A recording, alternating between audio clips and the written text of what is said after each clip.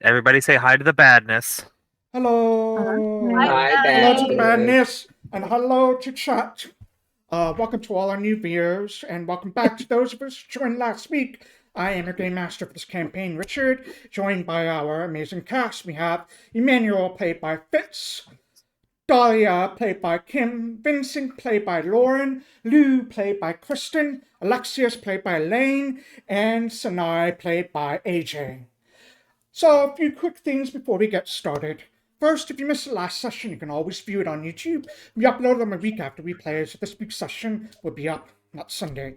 Also, if you're in Chicago, we host Chicken and Dragons events throughout the city. Check out our website for more details. We also have game masters you can hire to run events, bachelorette parties, or if you want a long-running campaign, feel free to check out our website or email us at hello@roughmagicgames.com. We also have Instagram, Facebook, message us there. Please follow us on Twitch. We're going to host a giveaway. Once we hit 50 followers on Twitch, we are going to offer up one gift card for $50 to a random one of our followers. So if you like money, I like money, I hope you like money, please follow us if you're not already. Finally, I don't believe I mentioned this last time, but I want to this time, and I will make sure to do this every time from now on. Trigger warnings. Because of the nature of this game is very improvisational, it can be hard to offer up trigger warnings before a session for those who need it. We do make sure to offer them on YouTube, but for this live stream, please just make sure to take care of yourself and feel free to check out if you need to. We'll be here when you return. And with that being said, let's dive back into session 2 of the Gears of Revolution. It was the first day of spring, 500 AOV, and 6 new members of the Royal Homeland Constabulary began their first day on the job, taking an awkward carriage ride together to their offices in the central district of Flint. Upon arrival, they were given a brief tour by Peggy Walton, the RHC's lead secretary. She provided paperwork for the constables to fill out, though some have elected not to, until they were called into the office by their direct supervisor, the Assistant Chief Inspector, Stover Delft. Delft provided the constables with badges of office and details of the first case. A woman had jumped, seemingly 40 feet, out of a window at the Danoran embassy, and he wanted them to look into it. Due to the tensions between Dana and Reeser, so soon after the war between the two nations had ended, Delft impressed on the constables the need to keep diplomatic relations at the forefront as they looked into the death of the woman. Upon arrival at the Danoran embassy, the group split up, investigating different leads throughout the embassy. Despite the insistence of Security Chief Julian Liebrix that the woman, Nalasa Hume, was a thief and was killed when she tried to escape in the middle of a robbery, it became quickly apparent that things were not adding up. It all culminated in Sir Emmanuel Goodfellow accusing Julian Liebrix of lying. Offended, the Danoran security chief immediately cut the conversation short and ushered him out. The skies are still grey, both from the constant smog from the factories of Parody Lake and the steady rainfall that is yet to let up. Hollowed underneath the overhang of a local dressmaker's shop, the constables can see one of the timepieces through the window that marks it as just past 2 in the afternoon. More than half the working day is gone. Information has yet to be shared between the constables, and a decision... I have a cat who wanted to jump. Information has yet to be shared, and a decision has yet to be made on what happens next. And I will turn it over to you. I think Dahlia and Sanai would have just come out again. Just get things going. All right. I think Sanai was the last person to leave the constabulary. Because Sanai, Even with Kim. Yeah. I think, meeting up with Kim right in the middle. Not with Kim. Yep. Kim is Kim. Dahlia. All right. It's late. It's Sunday. Yeah, Sanai would have met up with Dahlia, I think, and walked back to everyone. It was kind of in the midst of the turmoil, so Right. All right. So, okay, that was a lot. That was a lot. That was what? Mm-hmm. Okay. Where do we want to go now? Do we go back? Do we go back to the office? I think we should go to the saucy wench. I agree. I think the Sussy Wench sounds like the place to be. I hope it's a You- little warmer in there. The spaghetti place. Okay. Yes, What's this spaghetti? All right. Sure. Okay. All right. that is where the sauce part comes from. Of course. Is that That's- something that detectives normally do? Eat spaghetti? Yes. It could be, I suppose. I Okay. think What's wrong that's with up that? to you. I want to eat spaghetti. I'm hungry. I kind of want to eat spaghetti too. I just wanted to make sure that was a thing that we all agree upon. I want to track down this man who ran there. Yes, we are primarily going because of the crime and not because of the spaghetti. Right. apart. Primarily. A working lunch.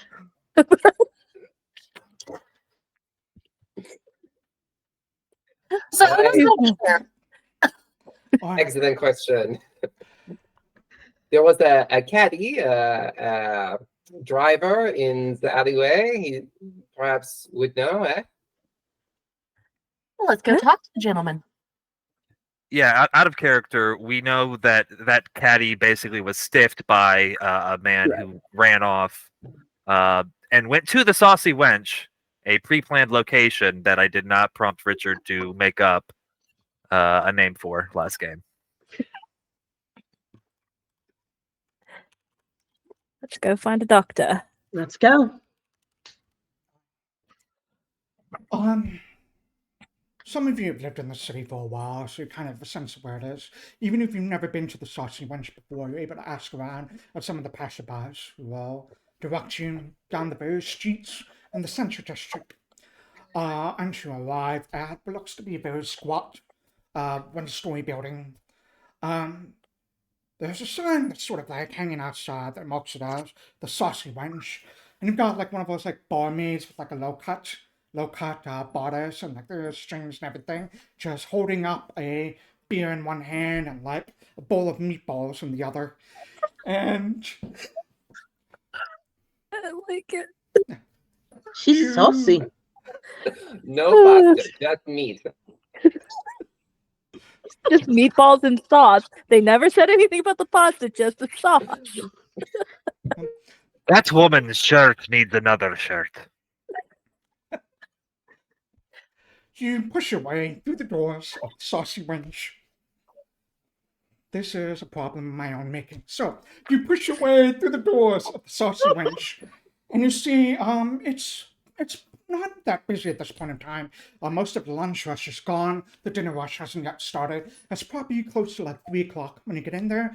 You'll definitely see a few like wenches, like cleaning it down. Like the walls of the establishment are hung with, like, what do you call them? Banners of the local university sporting teams. Like the Pardway University Panthers are just lying down everywhere. You just see a few barmaids, and there's a bartender in the back as well. There's a big chalkboard sign that tells all the different meatballs, all the different kinds of sauces they had. There's an Alfredo sauce, or spaghetti sauce, Mariana sauce, whatever kind of sauces you want. So, Okay. Got the sauce. Do we find Maybe it's anybody with the description, and I hope that I am using the name correctly, Bernard gave us, of a mustachioed man with a rapier? you look around, you do not see any sign of the doctor. It's just really just like a few staff members. There might be like 1 or 2 tables that have some people just sort of sitting back, having a post-lunch drink, but no doctor. I think that Lou is pretty eager to relay the things that the dead lady told him. So is maybe like trying to scout out a table, like to Yeah, there's I don't know. definitely- I don't think it's it. Garçon, person in charge. You see, one of the wenches sort of like walk up. She's like, "Hi, table for 6. Got you. Follow me." And there's like a little bit of air of a flirting there. Like this is one of those bars where the waiters and wenches are just kind of paid to flirt with people just to get those bigger kind of tips. Like a medieval kind of Hooters kind of thing. And so it just kind of like beckons you and you head over to one of the corner tables. That's sort of for enough space for all 6 feet to sit down. But she pushes together another smaller table just because Emmanuel takes up a lot of space. So you can all sit down. Get you some waters, any drinks that you would like. We have ale, wine, anything specific? Do you Yes. have apple juice? For you, absolutely. Thank you. You are a doll. Don't I know it? Anything else? Waters, wines, apple juices? Yes. I want an apple juice. Okay, 2 apple juices. Oh my god. I'll take a mead, please. 2 apple juices, mead. And she'll just take the rest of your orders and just walk off to grab them. She returns like pretty quickly because it's not that busy. With just like a full tray of drinks that she placed down in front of all of you. She hands you a menu, which just list of meatballs and their sauces. There's not really much else there. There's different kinds of meatballs, some with venison, beef, pork, whatever you want. I'll be back in a little bit to take your order. Feel free to call for me when you need me. She heads off. Out of curiosity, what time of day is it generally right now? It's roughly 3 p.m. About 3 3 p.m. p.m. right now. Yep. Just before 3 p.m. Yep. As a heads up, you are salaried employees, so you don't have a time of day that you need to stop working. So, Ah, Yeah. We don't stop until the case is solved. yep. Isn't that the truth? And I'm going to pull out a cigarette and start smoking in this restaurant. Oh. Right. Wow. Whew. You want one? No, No, it is Sanai. You're That's- missing out. It is very relaxing, you know. I'm trying to fan the smoke back into you. I like pull out my little notebook just to try and like steer the conversation towards what everyone's been learning because I'm Mhm. eager. I'm gonna pull out my cards too and just like Right. Sharing time. Can I do a quick look around, make sure nobody's kind of paying too much attention to us? If we're gonna start talking about the specifics of the case. And people aren't This really paying very attention to you right now. Public place. Very public place. Here we go. Perception. A boop. I'm sure the walls are very thick at this spaghetti hostel. Well, Oh I'm yeah. doing my best to No! make it air thick. off to a good Yikes. start. It looks good. The only person you really see really looking at you was probably like the barmaid or the bar wench or the serving wench, whatever you want to call her. Who was just glancing over your direction every now and then to make sure your Fine. drinks are topped off. That's it. She's not just a wench, Richard. She's a lady. She gets paid to be called a wench. And she Okay. doesn't mind. Does she mind the smoking? She doesn't seem Why to would care. she? She doesn't seem to care. Hmm. All right. All right. Who wants to Well. go first? Oh. Yeah, you seen the eager over there? Mm-hmm. Go ahead. And I'm trying to like scooch up in my little like stool because I'm a little bit shorter. And I'm like, okay, I knew this would have to come out eventually. I can do this thing where sometimes I can talk to dead people. Me And- too. All That's right. incredible. We should chat sometime. And this girl, Naylasa, The last of the victim, yes. Yeah. Mhm. Well, she mentioned a couple of names that I wrote down, and I don't know if maybe Right. I don't know. She was talking back. Yeah, she was talking back to me, Oh. and she seemed real sad. But she said there was a man. She wanted to keep this man safe. His name was Heward.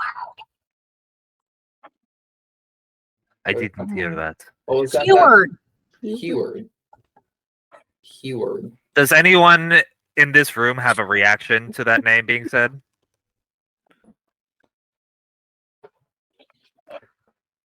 Nope. Mm.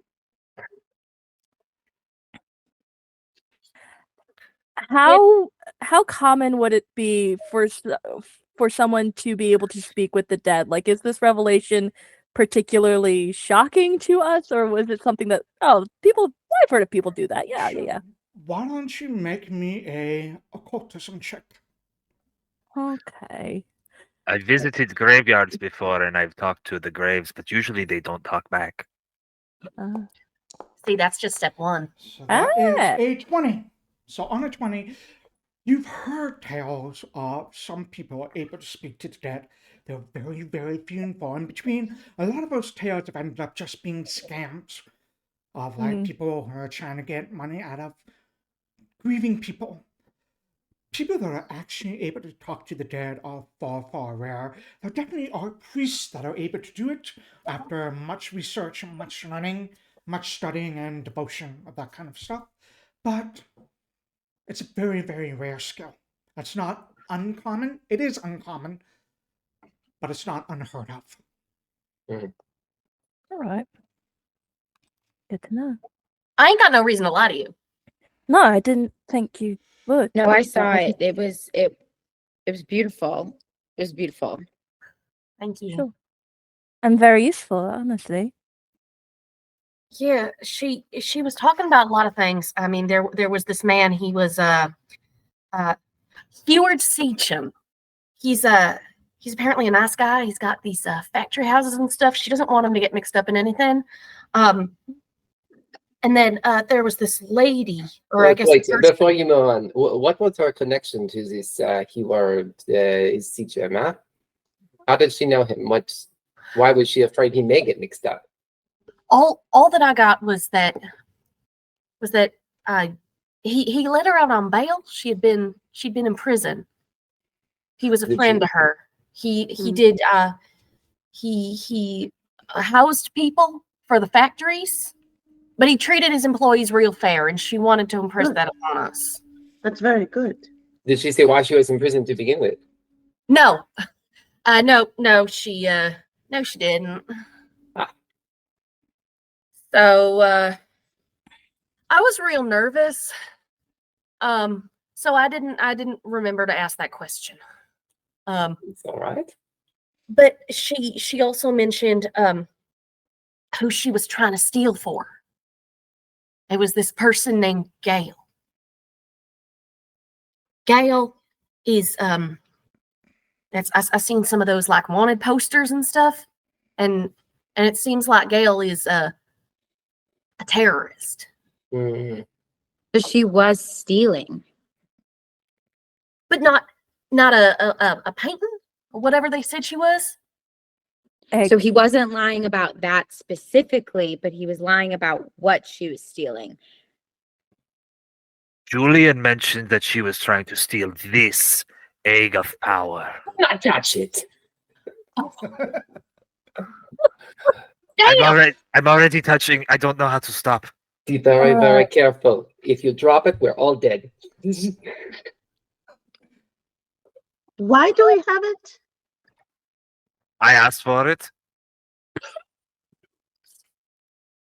Okay. The egg that is currently in Emmanuel's hands just looks to be like a very fancy, like Fabergé kind of style egg, a Dragon style egg. It just looks encrusted with gems and jewels and stuff.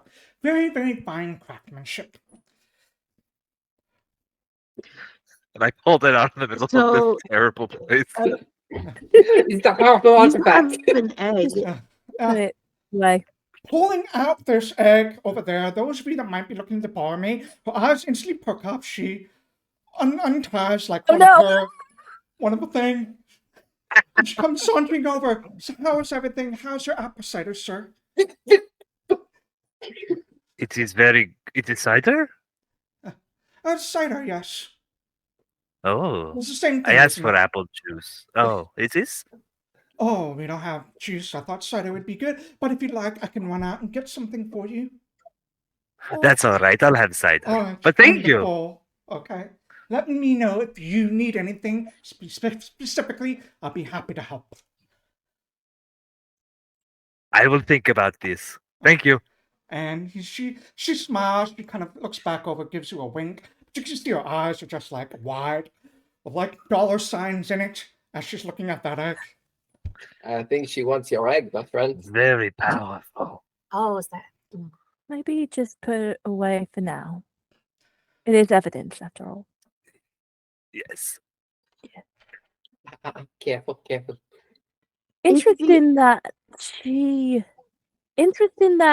jumped, flew 40 feet, landed on a fence. Somehow that egg's just still fine. Well, it was. I think, and this may come as a surprise, I think that this Julian fellow was not telling us the whole truth. I think we've established that, yeah, he's a liar. So, Yeah. Lou, did she tell you what she was after? She was after these papers. All she said was that they were papers. She was getting them for Gail. Right. I guess, I mean, Gail has done some bombing of factories before. Just a little bit of light terrorism. Just a little bit. I suppose it could be worse. But yeah, that she was trying to do this to help this Gail. And did she tell you what killed her?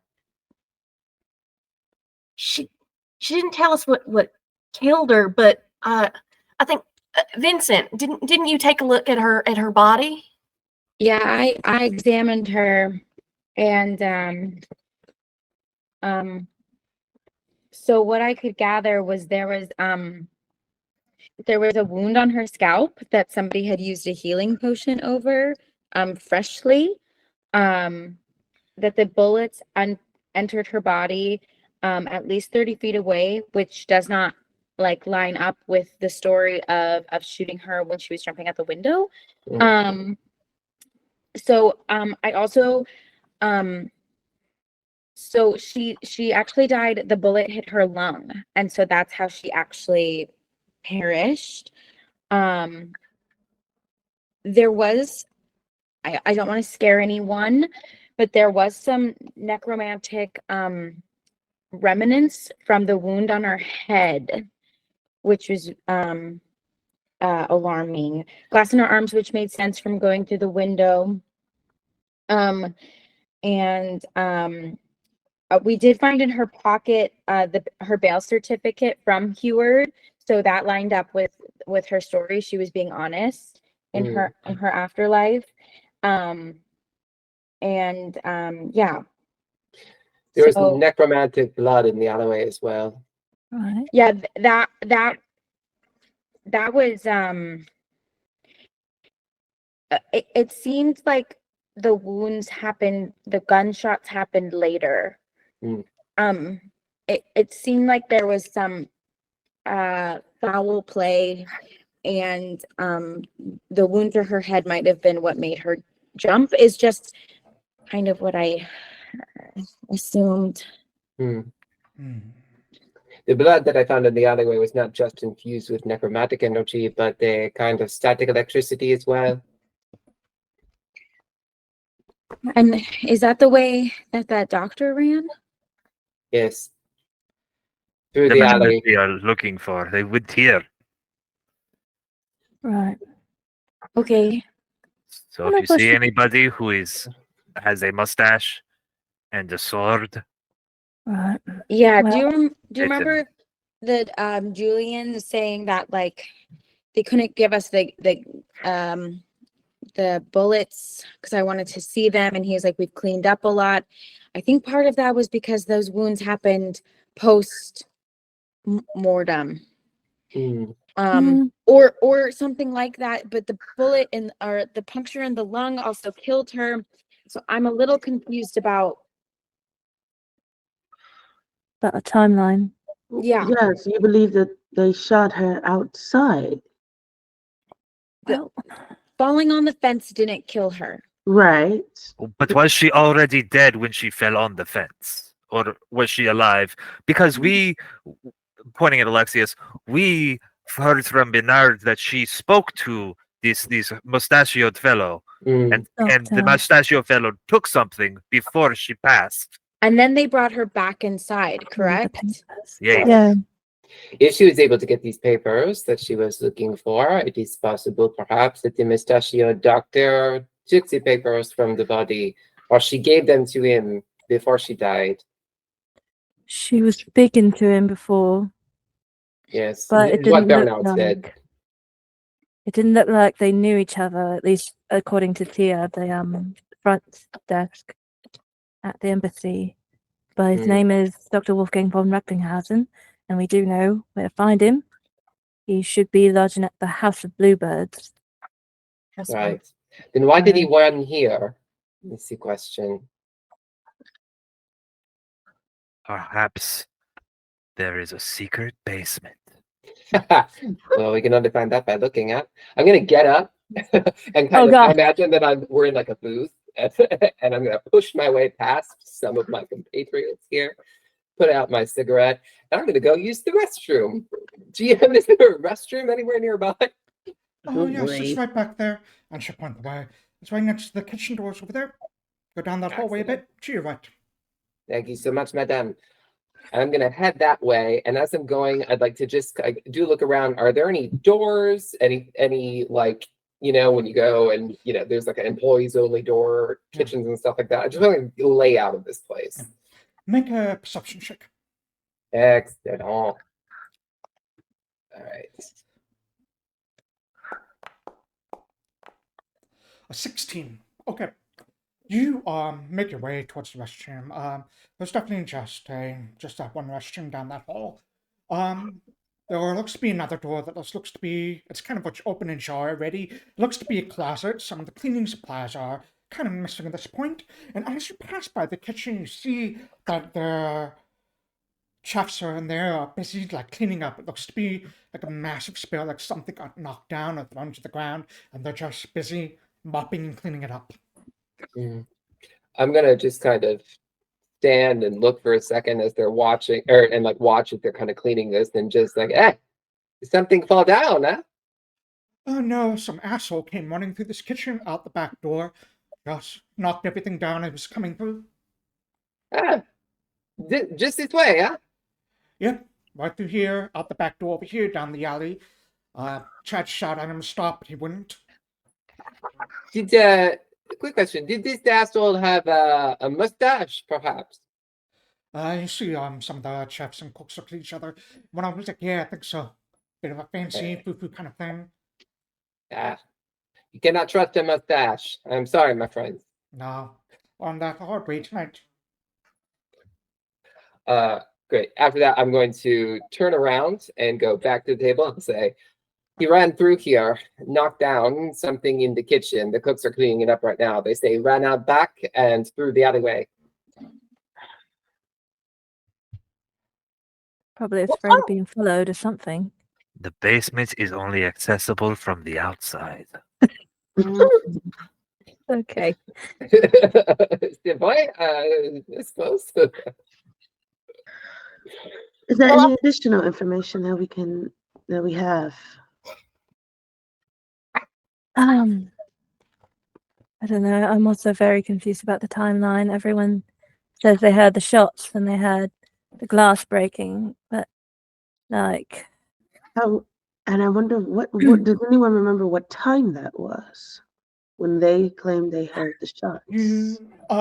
That would have been Delta probably would have provided that information. It happened shortly before 10 a.m. I think when we were talking to Bernard as well, he would have given Yeah. us like a rough timeline. I think. Yeah. Because he was like on Yeah. the scene.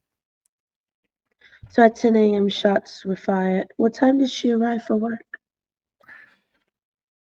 I don't know if we got a specific time. Had to But be sometime earlier. before that. Working time. She had brought muffins, those little muffins or whatnot, to the people to eat. So she had to have gotten it before her work time. And they Right. were eating those we- muffins in the break room. Do we know from what bakery she received these muffins? No, I do know that everyone didn't have one, and there is a chance that they do cause some type of weird, I don't know, enchanting effect or glazy effect over the eyes of the people there. Poppy seeds. I perk up a little bit, and I'm like, Vincent, she had that note. She had that note, and it said it was like a receipt. You remember? And it was it said 16 dram, 48 dram, and it was signed DW. Right. Mm-hmm. Interesting. Were the drams for the For the muffins that she the brought in. she was Muffins measured in drams. Well, it said that there were 16 drams, 48 drams, and that was 245 gold. The measurements are different where I'm from. Are drams? What is the drum? I believe a dram is a liquid measure. Right. Interesting. Do you have any idea where that receipt came from? Besides just the name DW? It said, I think I remember this correctly. Silvolt, Feldman, Worth.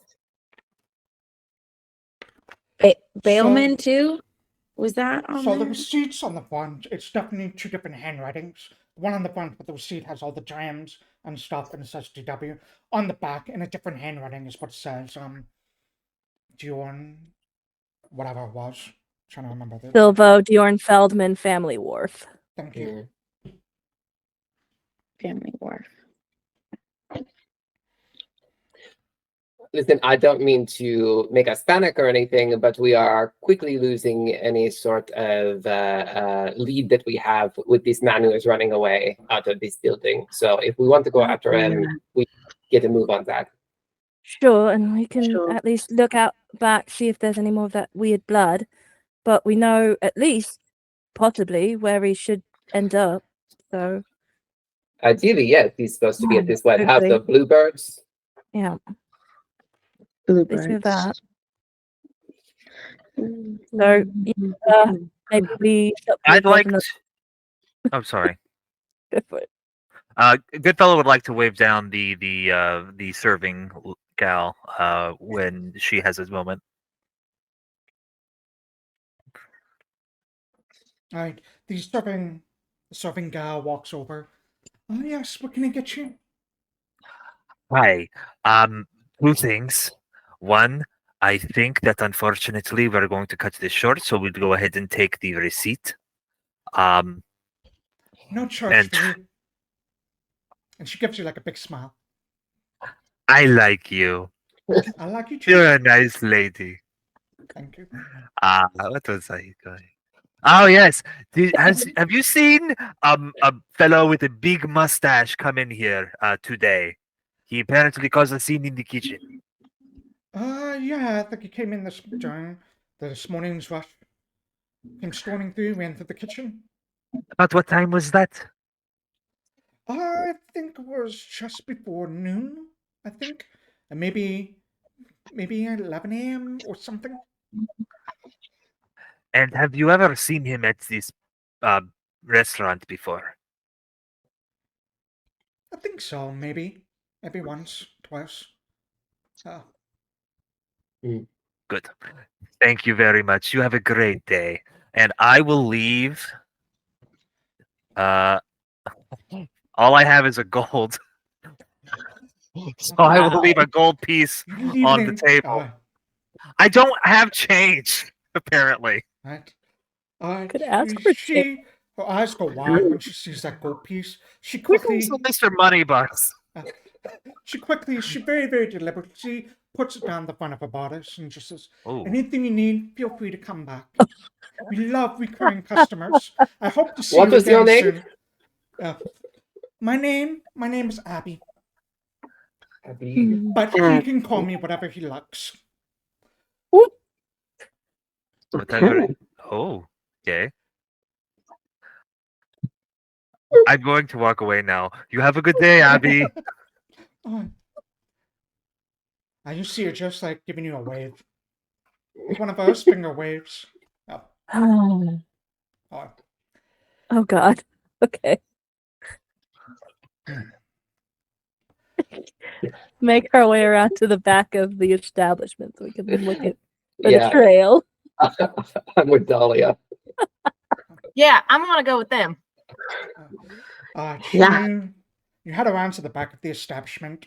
There's definitely an alleyway with some trash cans and things. A few rats running around. The rain is still falling, so there's a lot of puddles all over the ground. The alleyway continues on for a little bit, then it just opens up into another street and then deeper into the city. Okay. Okay. So Start looking. look Yeah. through here. Yeah. See if anything looks. See if we can find any more blood or anything like that. And then GM, can I see if generally I can recall if I know where this House of Bluebirds is in the city? I've been living here for a bit. Yeah, go ahead and make a let me think. A society check. Society check. Yep. All right.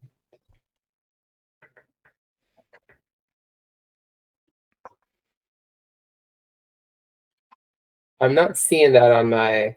should be under the hand. Oh, under the On hand. the left. On the left.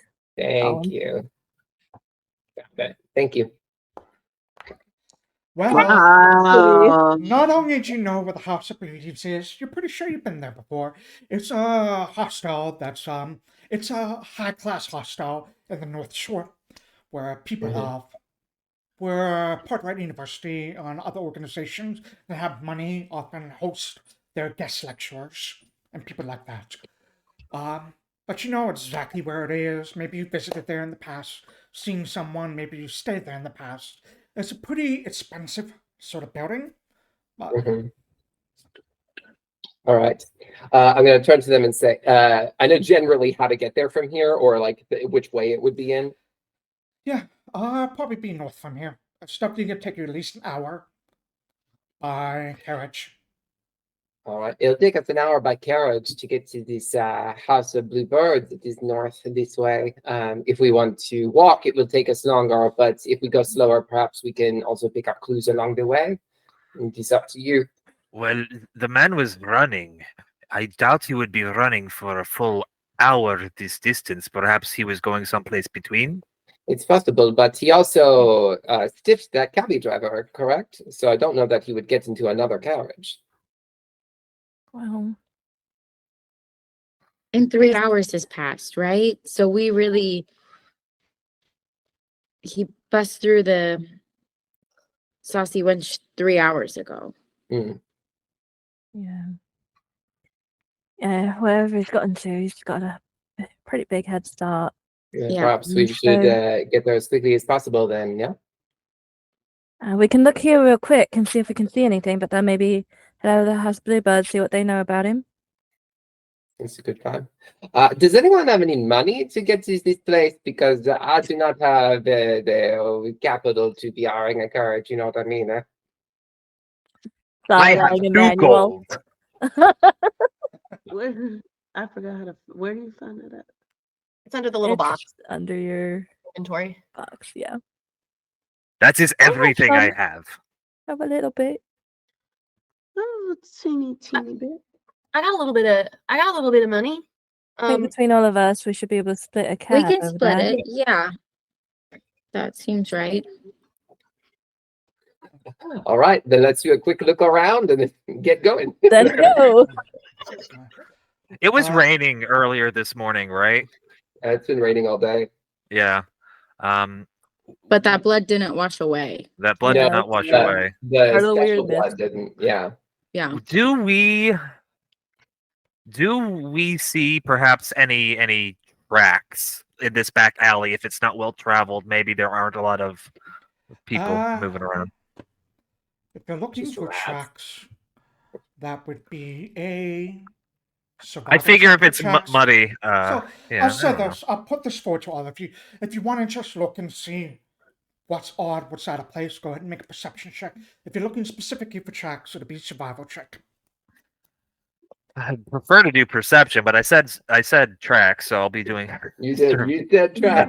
I specifically did with my +1. Ooh. I find my own Try a footprints. perception. No. I'll take a peek too. Ugh. Oh, these are all bad Oh. rolls. Oh, there you go. Hey, that's You got fun. There it is. Okay. I was trying, but I messed it up. So yay! Vincent, Heck do you yeah. want to roll or and Sanai? I think. I don't think the doctor was alone. I think that there were Yeah, I'm 6 trying to people look total. around. Go ahead and make a perception check. Lou brought us up there. When I Please sorry, do. GM, when I pressed my perception and I did it, I don't know if it went through or not. It just keeps telling me to add my modifier, and I keep trying. It just won't let me do it. Oh. Once you click that button to roll perception, at the very bottom of the pop-up, you see a roll plus whatever, and just click that.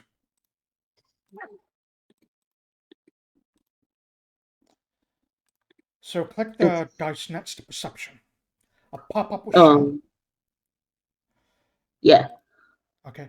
On that pop-up, at the very bottom of the pop-up, it should say roll +4 for you, because the perception bonus is +4. Just click that. It should be in red. I don't have that. We can do it later. It's okay. Okay. We'll go with those who have. Emmanuel, you find footprints, then you realize they're yours. For Dahlia and Alexias, you really don't see much of anything that seems out of place or different or weird. Lou, with your perception though, you do see there's Vincent. Thank you, Vincent. I got that. Okay, I didn't mean to do it privately. I don't know how to turn that off. No worries. Yeah. Oh, there you go. I can make one private. Thank you. And Sanai also did a private. I'll make that so you can see this. It's fine. No worries. It's cool.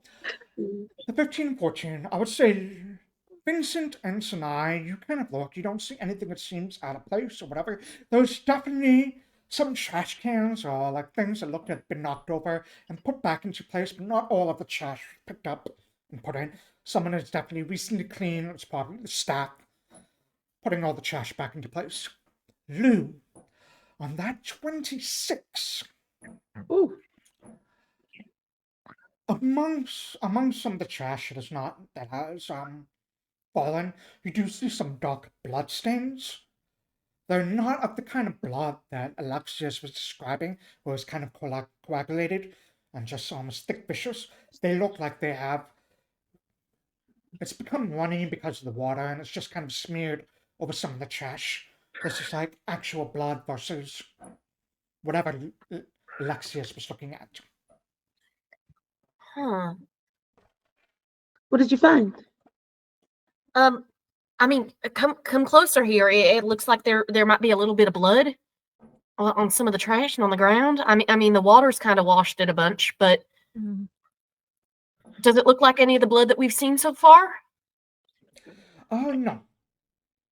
I would say the blood you've seen so far, either from Lhasa, which is definitely more regular, normal blood, but the blood that Alexias found wasn't, so this is definitely more regular, normal blood. Why is he bleeding?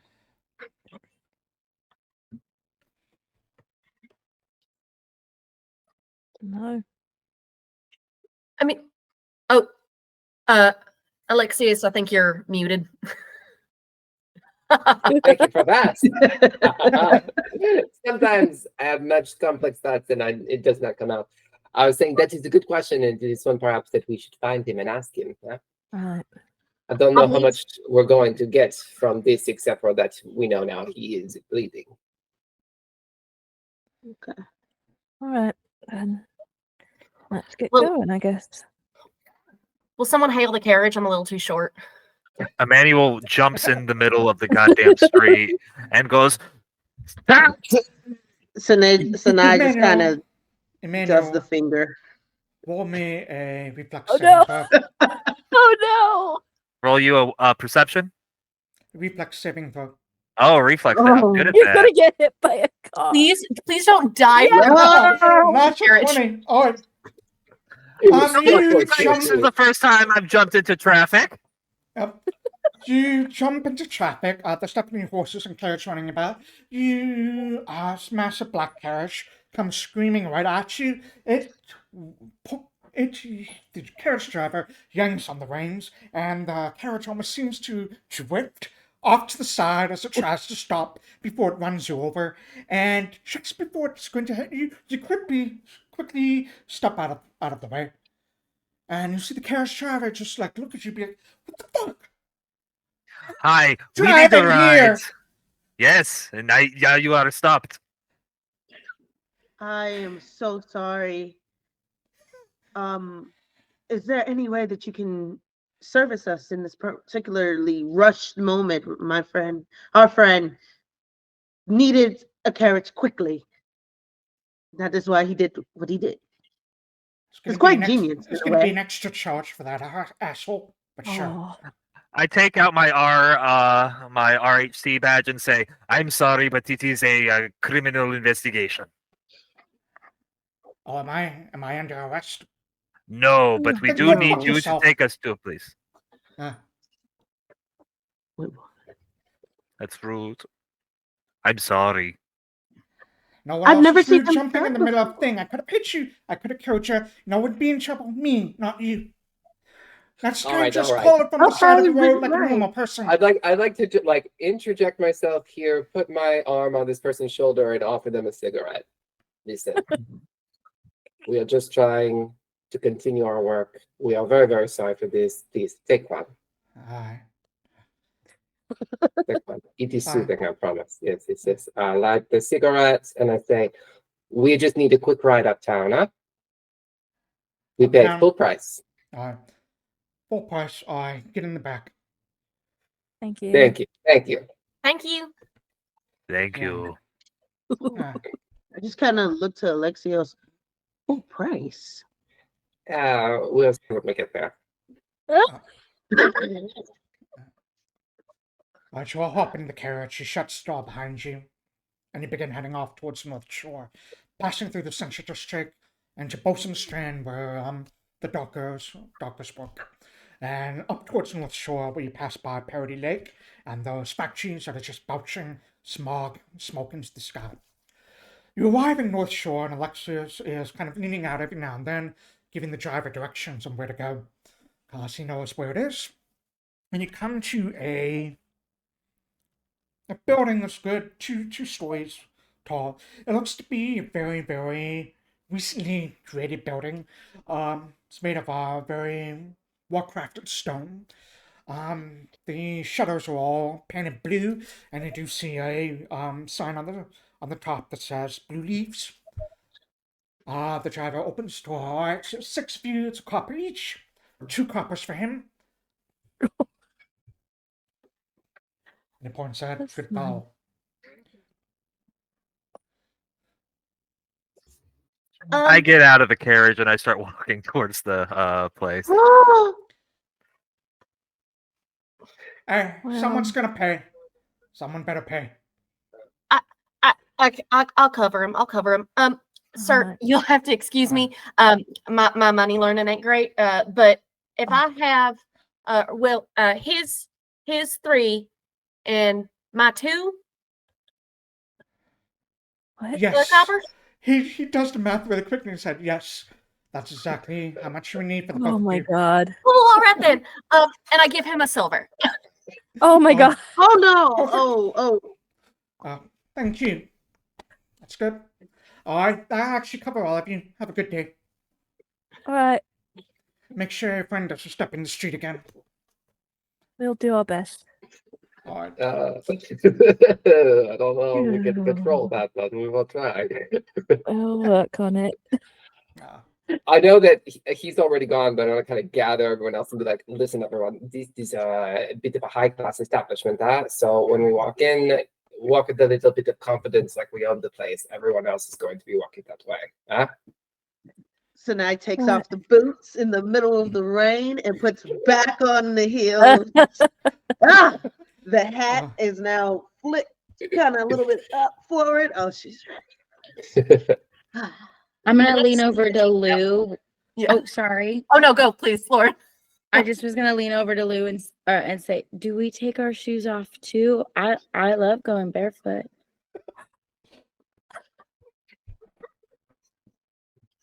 So now, should we take our shoes off? Oh, please don't take your shoes off. Well, there's our answer then, Vincent. Thank Unless you. have fancy shoes. You have fancy shoes. I painted my toes. Nope. Keep them covered. Keep those covered. Not the nails. Oh, toe.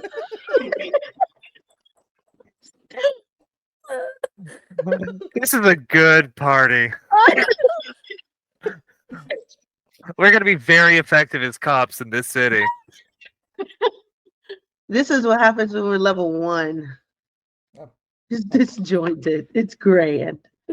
Yep. Here we go. So now you find like an overhang so you can be low dry when you change your shoes. You all make your way inside the hostel itself. It's definitely a higher class establishment. There's definitely chairs and sofas around, with little coffee tables for people to read and sit at when they're not up in the rooms or just want to have conversations. There's a few people here and there, and there's a fun desk of sorts, and a bit of a concierge behind it. There's like a short dwarf. He has his beard braided nice into like 3 different braids, and they all have all of these beads on them. It's like, ah, yes, I don't believe I recognize you. You're all here to spend a night, a week, a month. Long-term stays are more than welcome. No.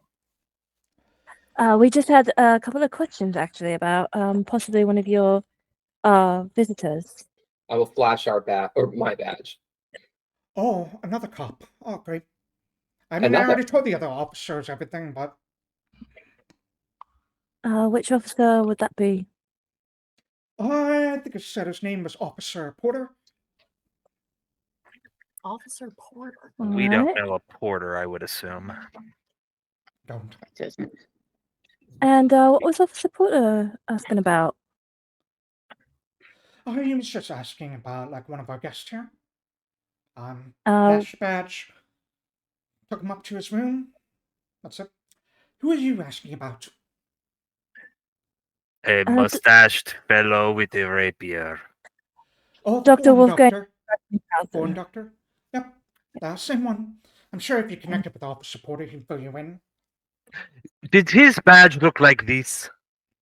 Yeah. Look like that.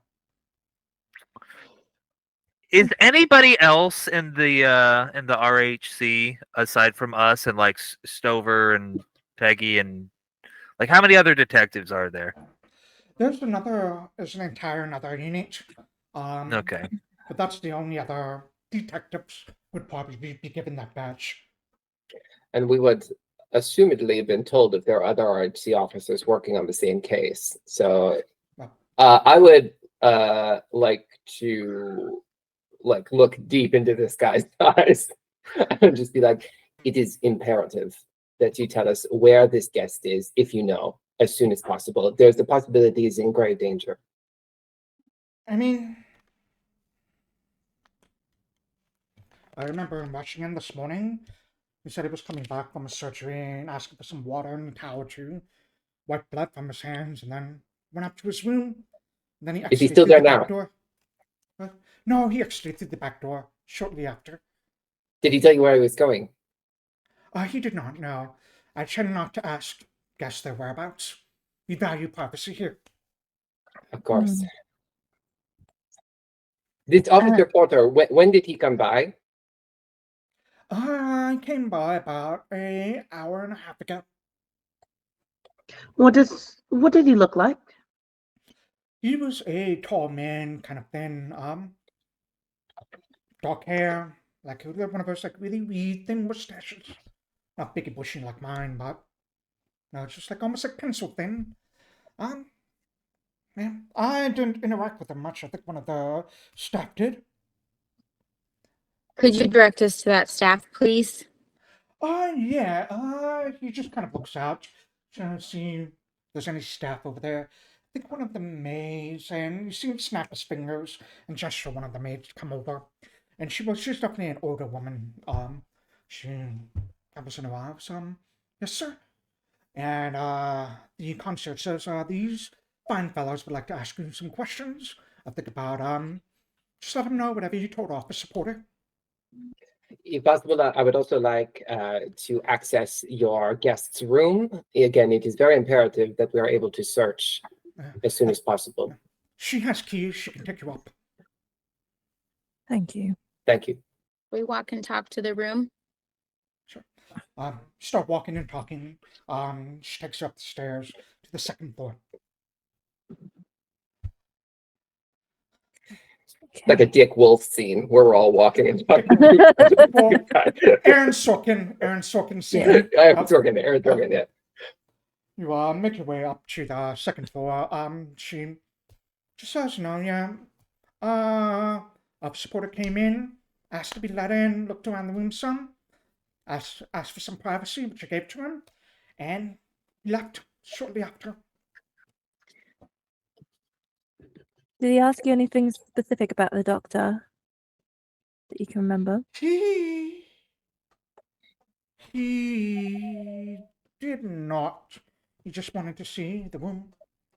He asked if the doctor was here, but obviously the doctor had already left. Right. Is she lying? Well, for the record, when I roll, it doesn't mean someone's lying. It just means I'm rolling. Maybe I'm fucking with you. You don't know. Absolutely. I just want to know. She seems to be on the up and up. Okay. She unlocks the door to the room and opens the door. It's a pretty. The room itself looks like it is a mess, like it has been turned over. Someone was searching for something in here. Mhm. Did it look like this before when you let him in, or is this of the porter? No, I think Officer Porter must have made a mess. Maybe he was looking for something. Right. About how long did he spend in here by himself? Probably 5-10 minutes, I think. Long enough to cause a mess, it looks like. Yeah. All right. Did you talk to the doctor or anything at all? Like, interact with him at all? Not today, no. Not today. All Not right. today. He's definitely been staying with us for a while, so we've had a chance to get to know Dr. von Rockenhausen. Sure, do you know about how long has he been here? Oh, he's been here about, I want to say about 2-3 weeks. Did he have any guests? He did not have any guests. I do know that he had dinner with someone earlier down in the lobby below. That was This it. might be a stretch of a question. Do you remember what that individual looked like? The person he had dinner with? Yeah. Mm-hmm.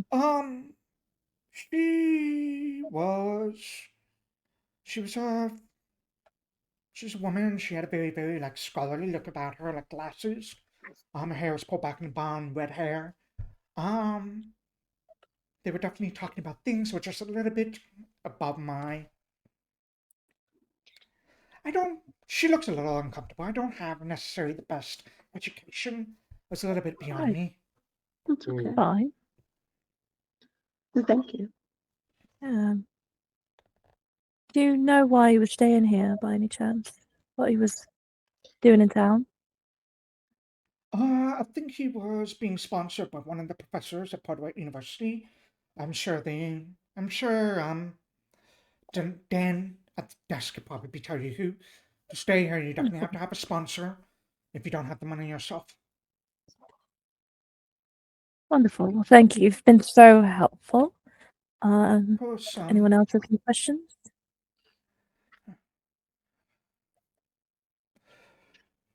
Did you see where this Officer Porter? Did he say where he went afterwards, or did he just disappear?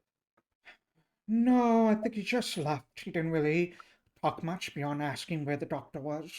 Then he left. That is what I was afraid of. Yeah. What did Officer Porter look like? Say that again. What did Officer Porter look like? He was tall, thin, had like a thin pencil mustache. Little pencil mustache. Yeah.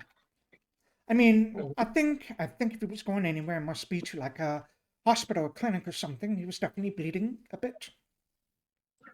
Porter. Porter, yeah. Really? Porter was bleeding, not the doctor. No, the doctor just had blood on his hands, I think. He said he had just come back from surgery. But Officer Porter, like, he had some sort of like, I thought I saw like a bandage or dressing or something on his chest, and he was like wincing a bit while he was walking up the steps. My goodness. And this was a human or elf, dwarf? It was a human. It was human. Human.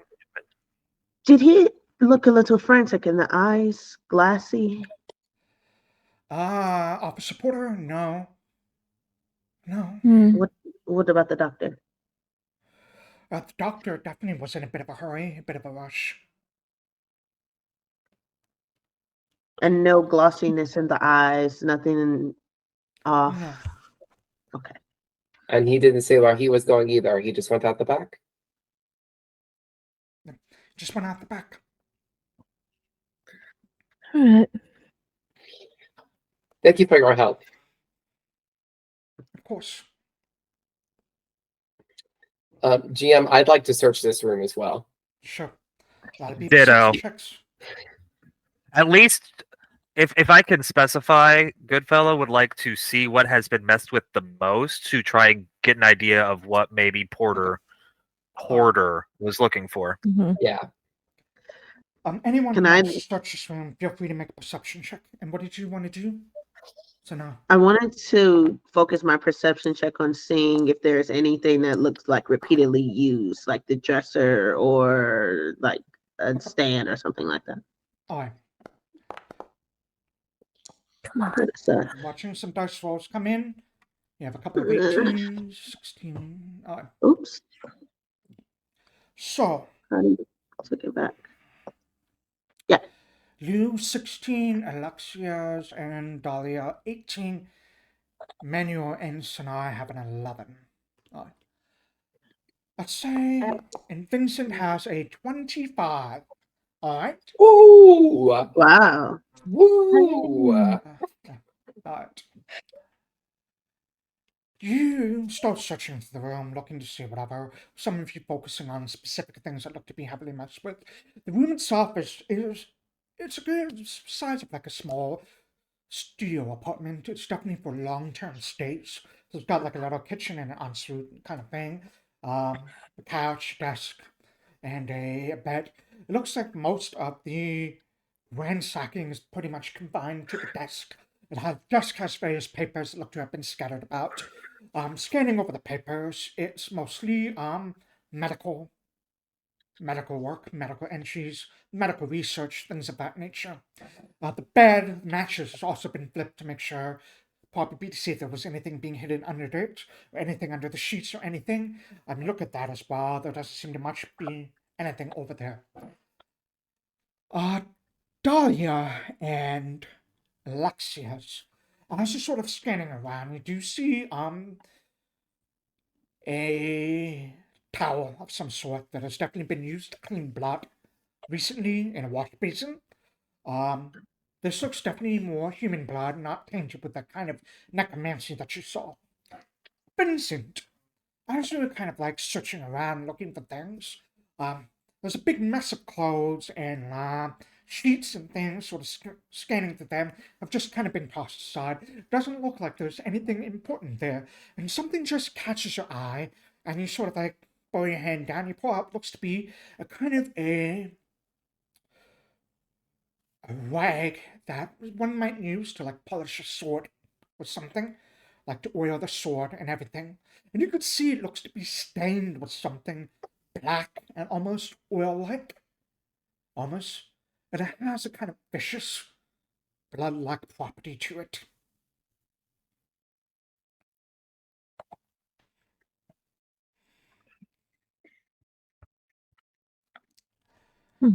Unfortunately, Emmanuel and Sanai don't find much of anything. I might just put it in my bag and not mention it at this moment. Okay. I'm gonna pocket it in my little satchel. Okay.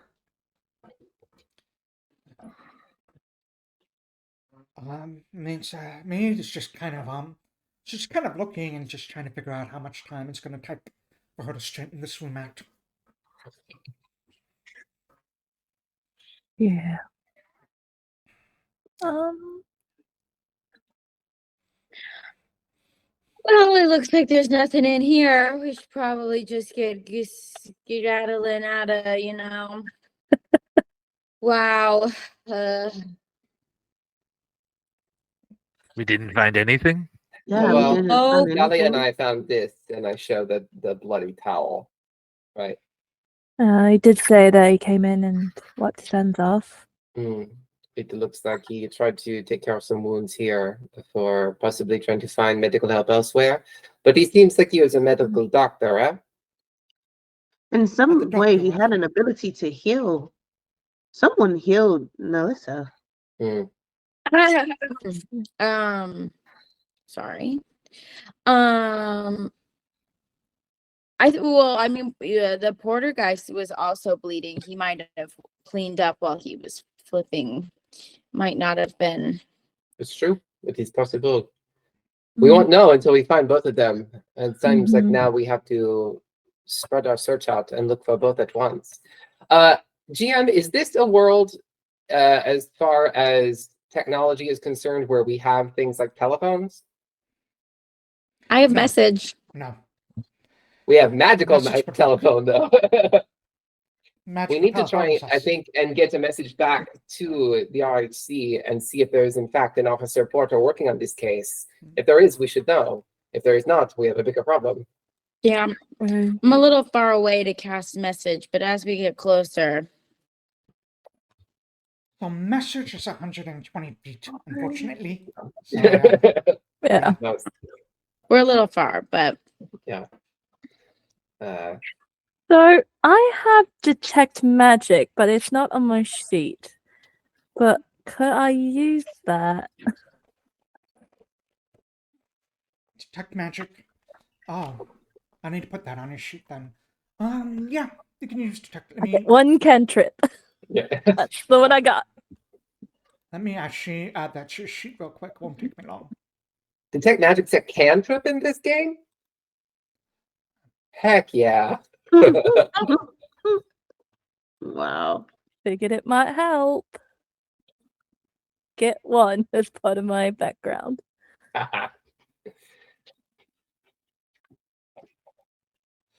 I got another magic one now.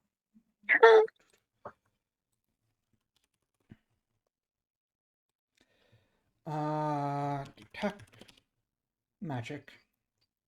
Alright, should be on your sheet now. Yeah.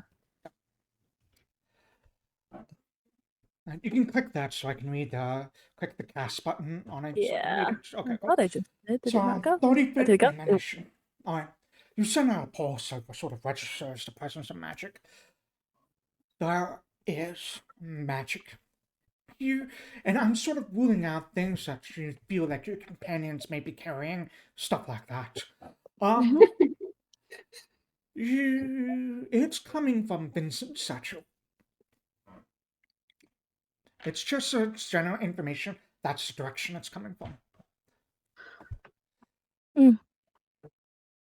All right. Not gonna So drop have that we in front of the maid right now, but Well, if we haven't found anything, is it okay for us to leave? I think we should leave pretty immediately. Yeah. I'd like to talk to the front desk fellow. What's his name? Dan? Dan. Just really quick. I'd like to figure out who that woman he had dinner with was, if we Yeah. can do that. That Me as too. well. Perhaps the Um, front fellow knows, huh? Right. Want to ask him about who he's been sponsored by and if he knows anything about that woman. Okay. You head downstairs to talk to Dan front desk. The dwarf just says, "Yeah, give me a second, let me get the records." He goes, reaches under his desk for like a big binder full of check-in things. Flips through them, but he finds Dr. von Reckenhausen's name. It looks like it was sponsored by Dr. Barnaby Kemp. Okay. And he would give the address. I think he lives to 2 points of contact. One's his residence in the North Shore, and he'll give you that address. And the other is he does surgery at a surgical theater, like a bit down the ways. Wonderful. Mm.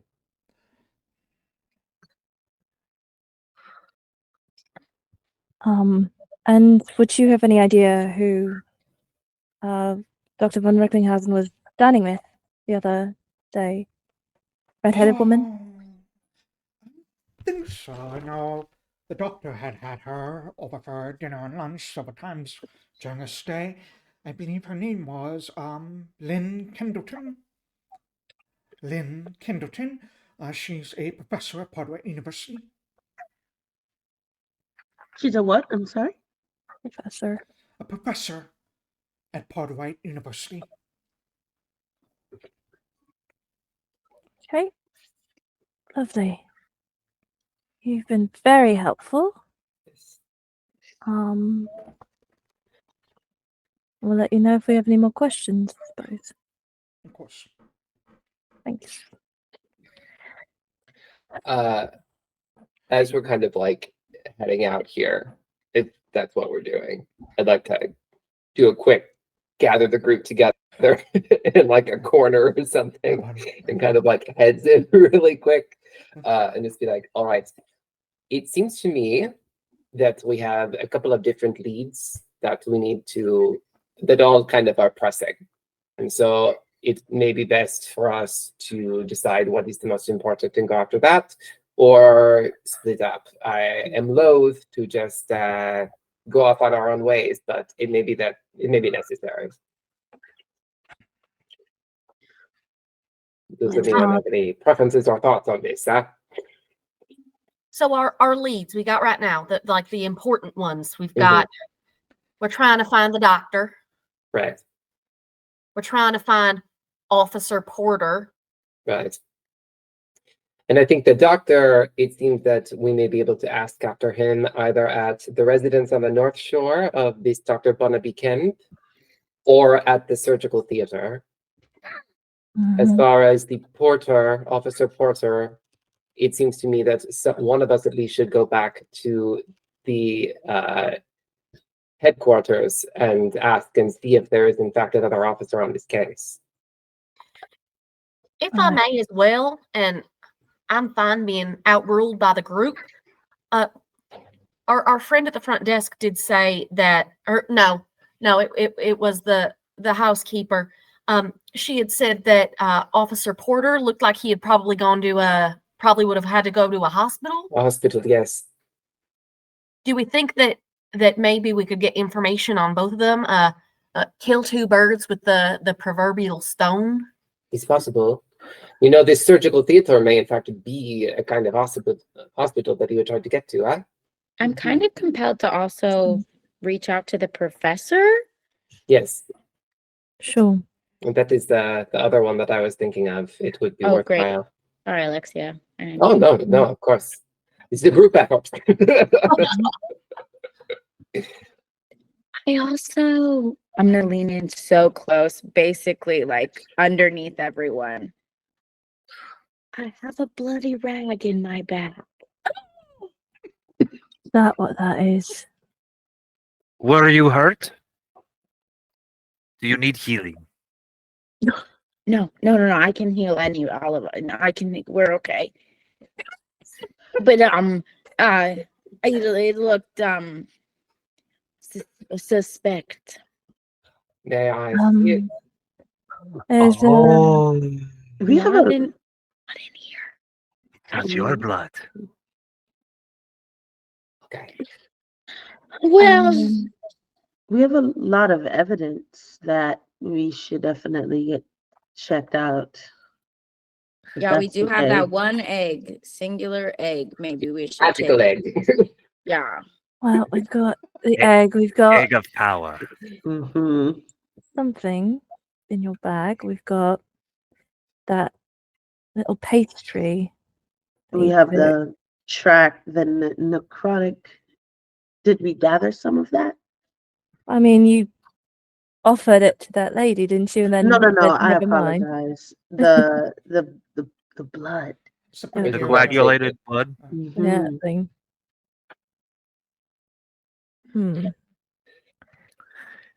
I So don't think we should go back to headquarters because that is very far away.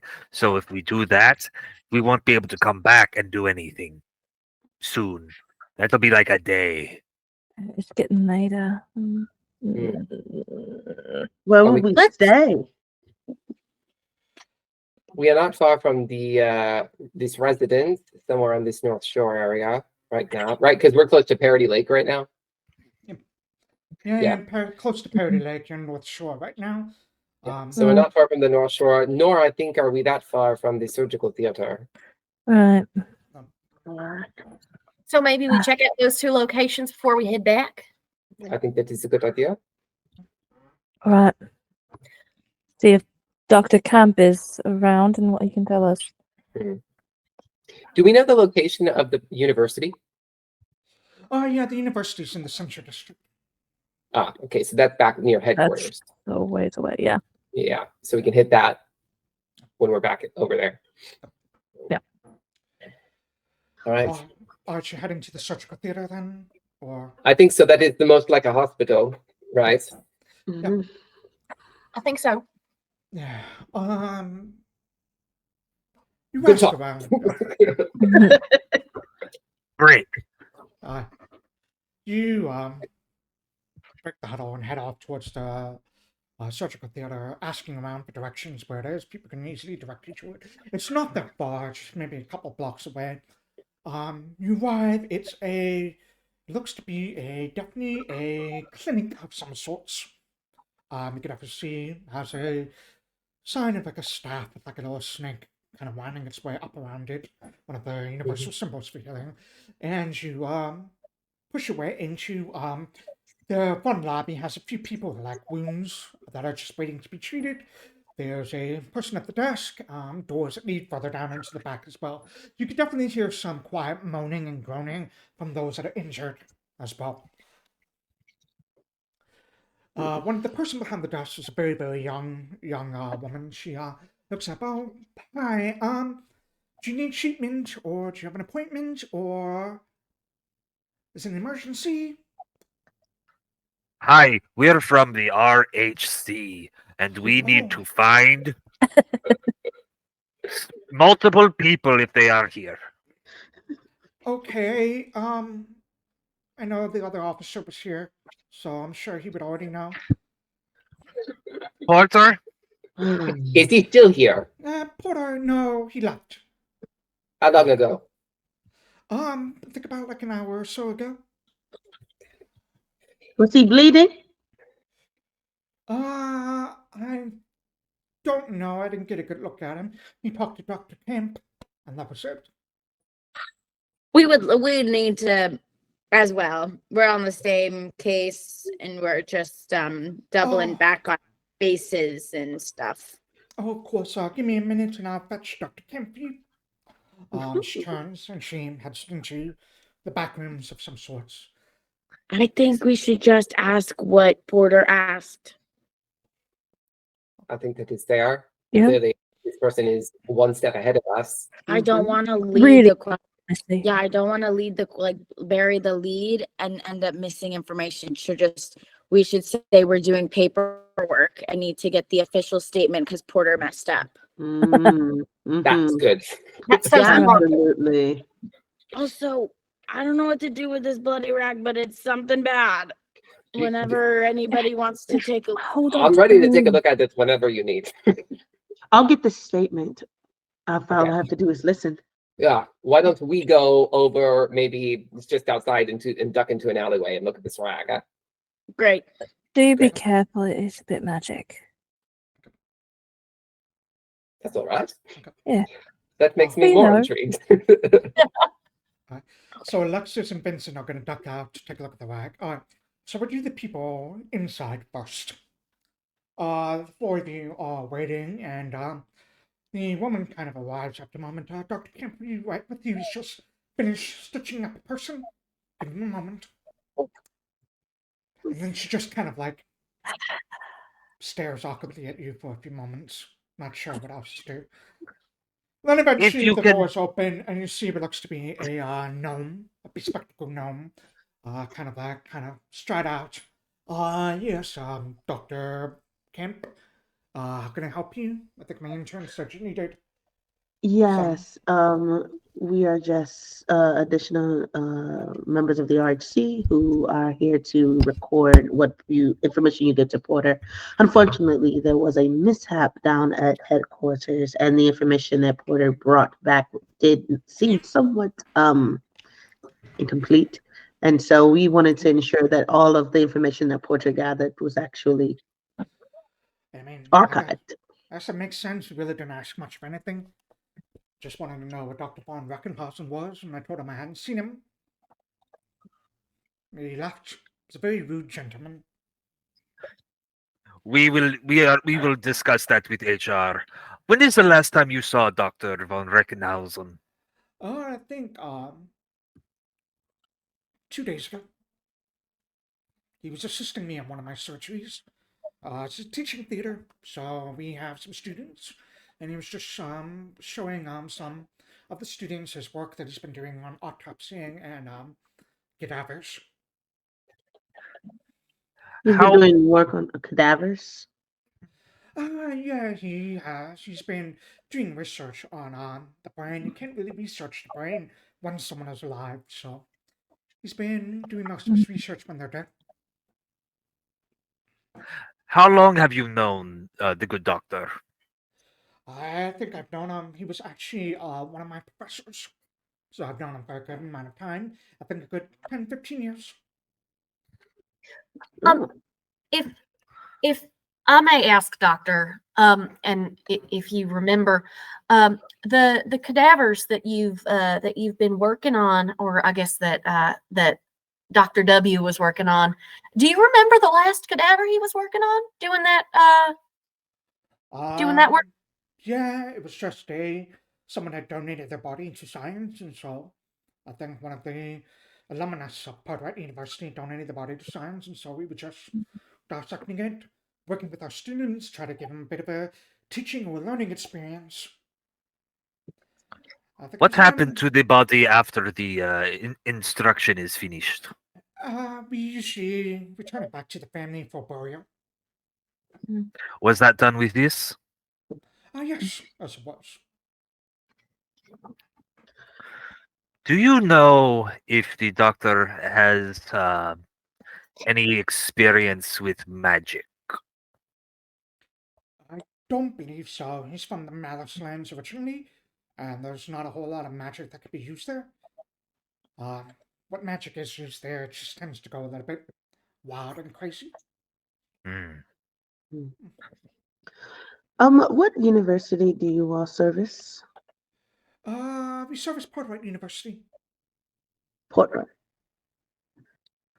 And so that means you have connections with many of the other professors there as well. Yes, yes. How about a Lynn Kindleton? Oh, yeah, I know Len. Professor Pendleton, I know her. Does she ever stop in to witness these displays of instruction? He thinks it's been a while. I think she is also she works out of a morgue close to the university. She's doing research into forensic science. That's how Lynn and Wolfgang know each other. They were in the same class as students. Does she have red hair? Yes. Hmm. Has Dr. von Recklinghausen seemed maybe a little nervous to you lately, or do you think that maybe there's anything going on with him? Yeah, I think when he got here 2 weeks ago, he was definitely just a bit nervous. I mean, he seemed I chalked it up to. He's his first time here in Weezer. A little bit of jitters, just got off the ship. But he's settled down. Where can we find Dr. Kindleton? She has a apartment over a butcher shop where she does most of her work. Attend the tale of Sweeney Todd. And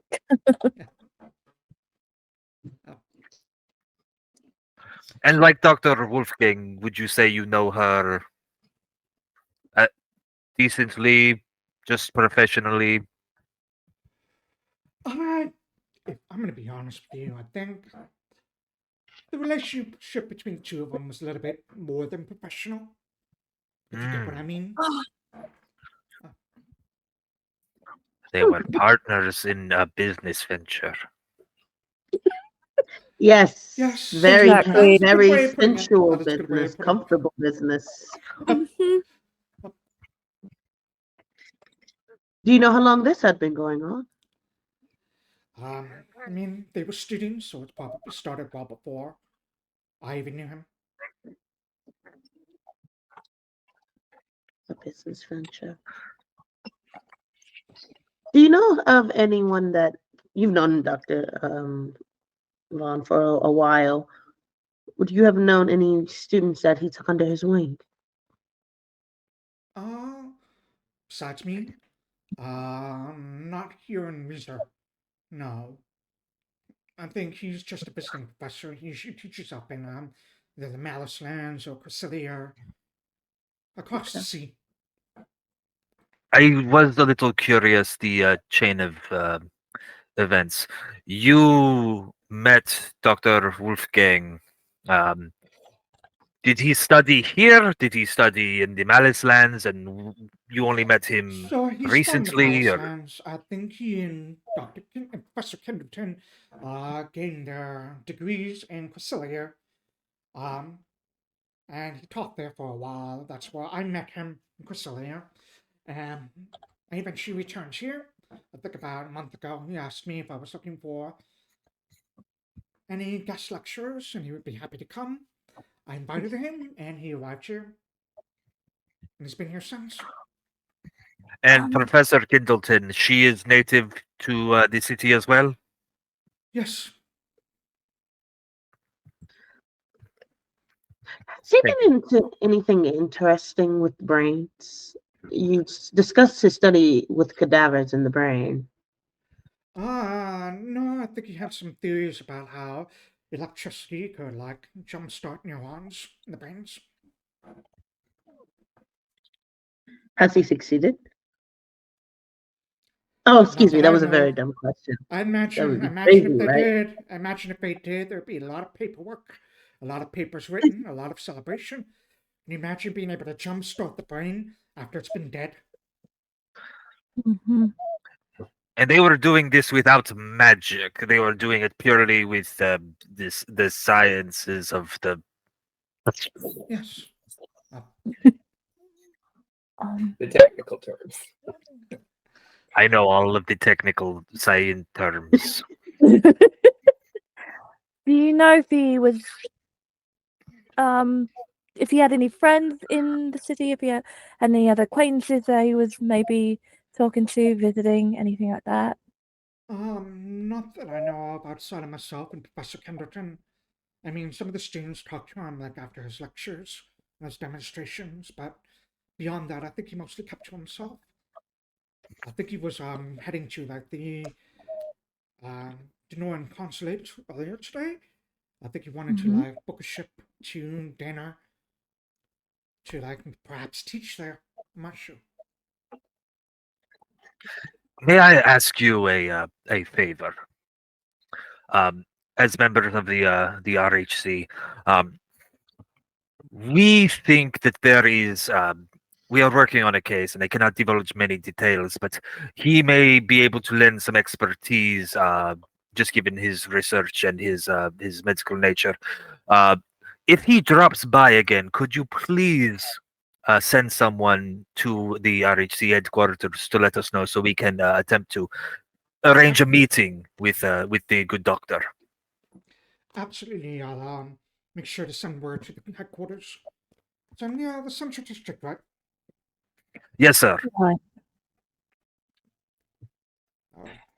I give him the address or anything if he needs. I don't know if he can figure that out. I haven't been here yet. I hear that the building's pretty new, but if I hear anything, Not- I'll let you know. A lot of windows. Thank you. Thank you, Doctor. Thank you. Of course. Bye bye. Meanwhile, outside, Vincent and Alexias, you all head out into like one of the alleys and sort of like find like a nice quiet place.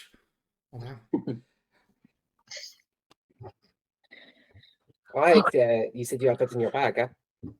Oh, I'm just gonna open it up and All right. I'd like to do an esoteric lore on this. Go for it. I use the macro for this. Yeah, use All that. right. Come on now. Have I done it? No. I'm clicking away. It's not clicking for me. I think you might need to have your token selected. Let me check something on the Sorry. map for you. Fine. Oh, that's not it. 1 sec. Where are you, token?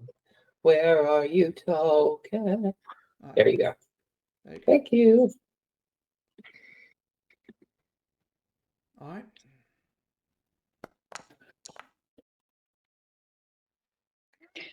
I'm gonna take it out of my bag to hold it because I do have some very powerful rocks in here that I don't want to skew our results. Of course.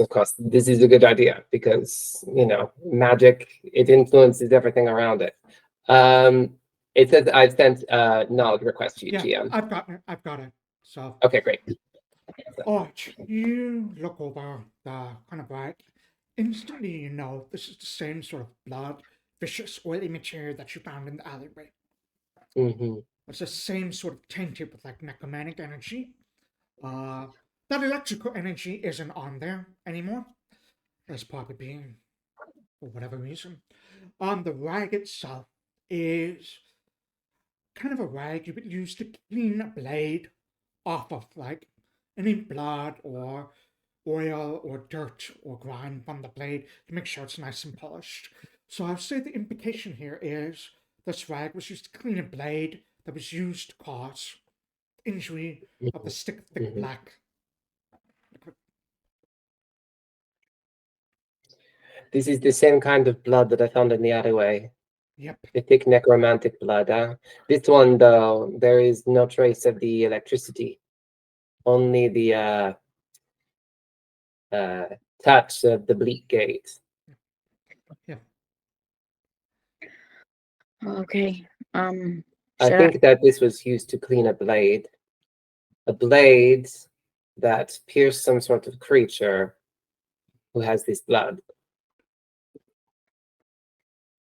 Okay.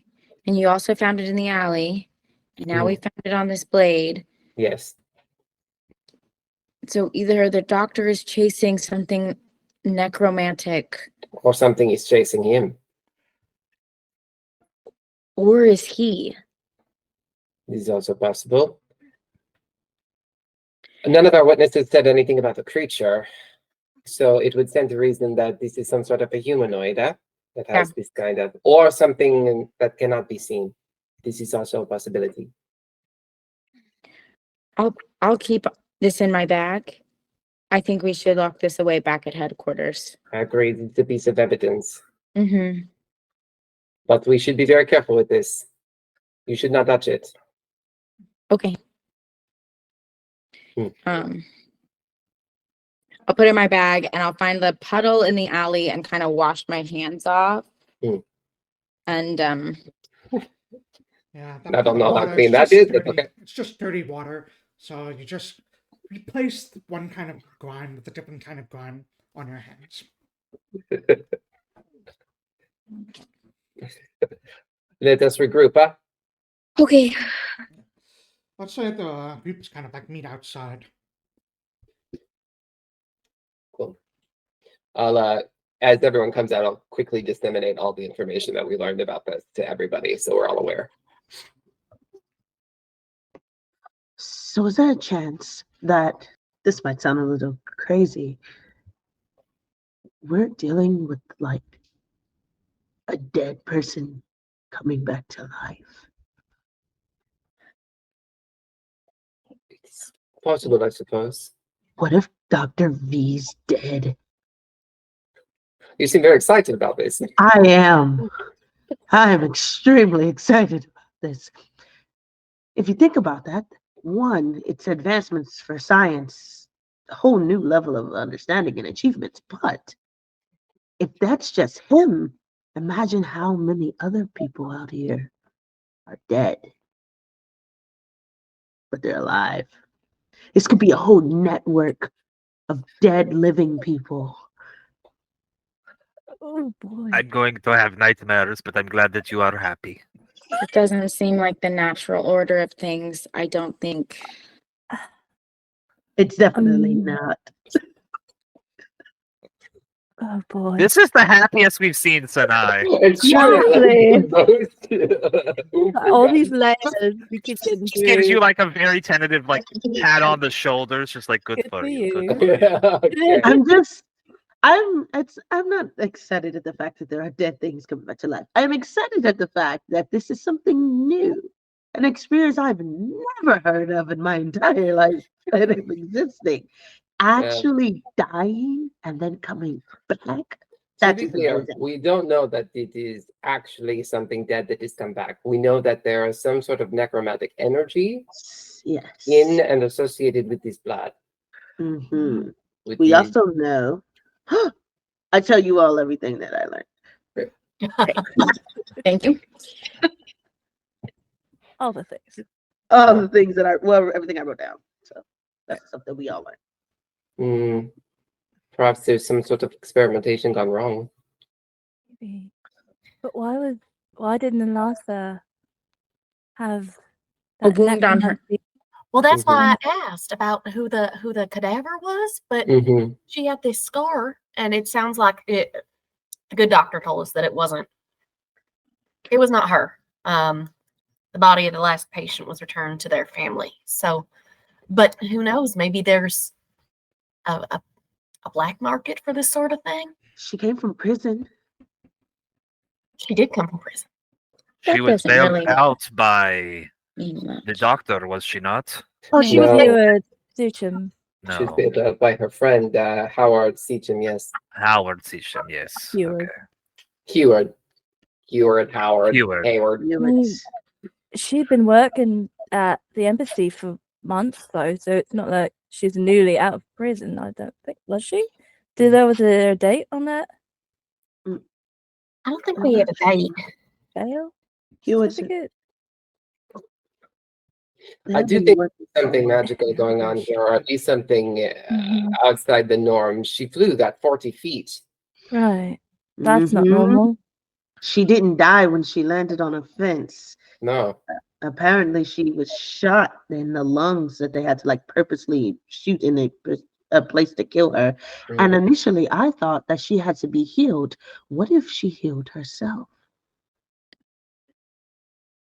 You mean her head injury? Yeah. Why would she heal that and not the lung? Her lung. Why is there necromantic energy? Why is No, the sun that's in the part of it. sky? What? Why do the leaves fall off of the trees? These are the Mud, eternal mud. mysteries of the world. I do want to just interject. I know we're all very happy about the dead living lady. I'm not happy about that. I have reservations, but please continue. I am worried that Officer Porter likely has nefarious or at least counter goals to ours, and Possibly. at risk of not being able to find Dr. Wolfgang will likely go after the Professor Kindleton, who I think we should locate and possibly interrogate / protect if there is some sort of monster woman. The university is back in the central city, closer to the headquarters. But she does have a home in above a butcher shop, Oh, interesting. which is a little on the nose for a mortician, it seems. Mm-hmm.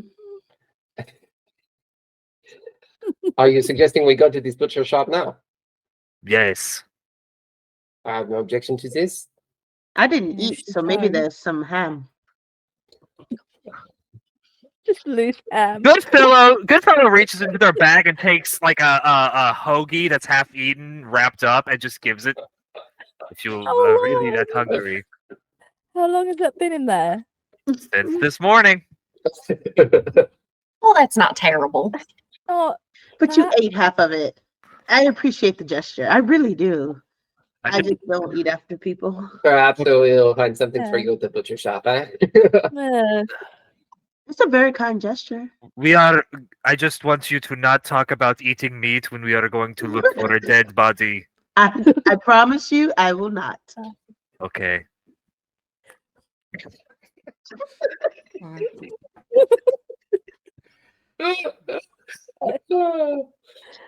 oh boy. Breakfast hoagie. Does anyone know the way to this butcher shop?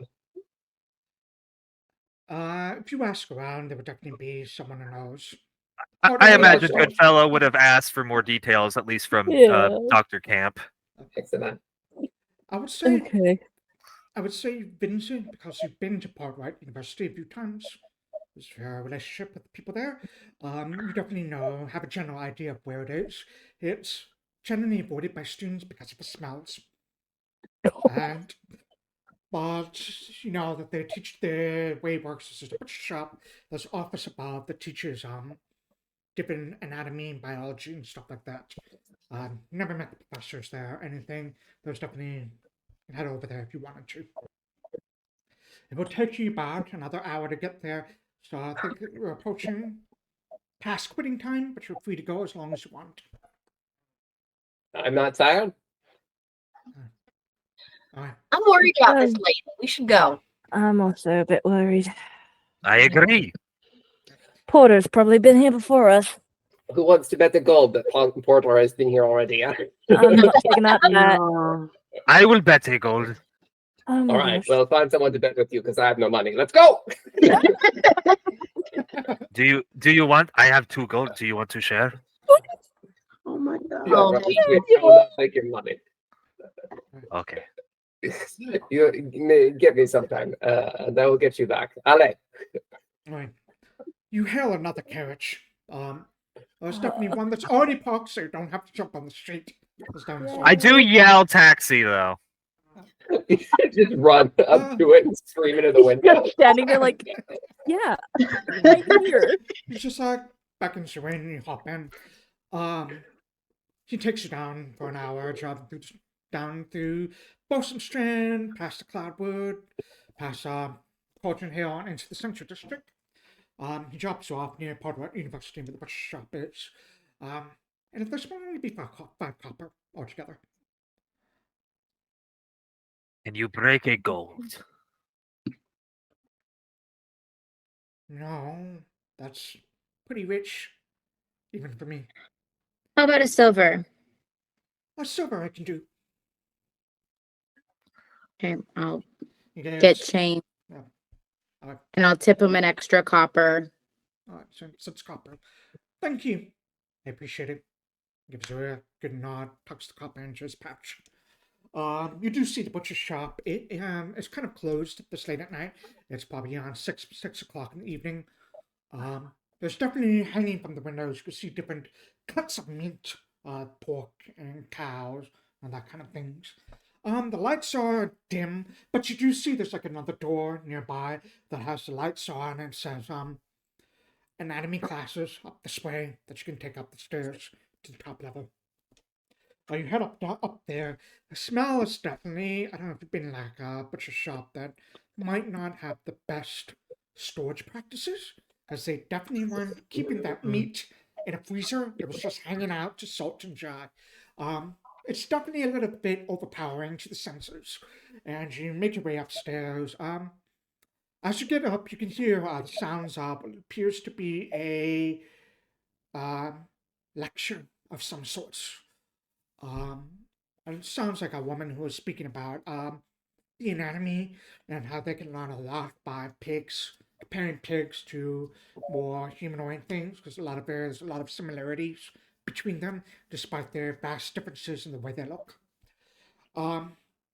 The door itself has a little bit of a window, so you can see there's a small classroom, maybe like about 10 desks occupied. And there's like a woman, red hair, glasses, just kind of standing, giving a lecture about differences between pigs, humans, what you can learn between them.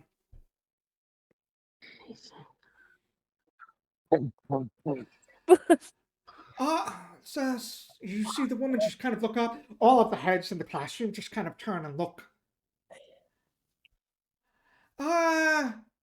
We're in class right now. I'll come talk to you later. Flashing the badge. Now, please. See her sigh. I'll be right back, class. Please, read the chapter. Read the chapter we're working on right now. I'll be back shortly. And she heads up, opens door, shuts. Just kind of looks at you coldly, Emmanuel. Yes. Hi. We have some questions given a murder. When was the last time that you saw Dr. Wolfgang?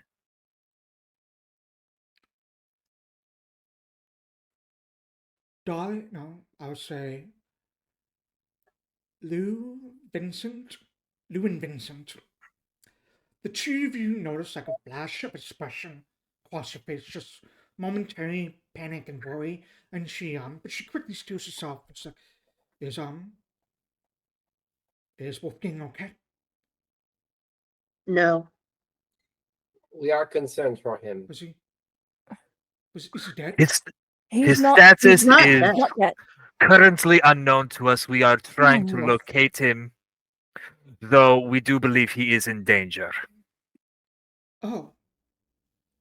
Okay, well, I haven't seen him since 2 days ago. What did you do during that time? We had lunch.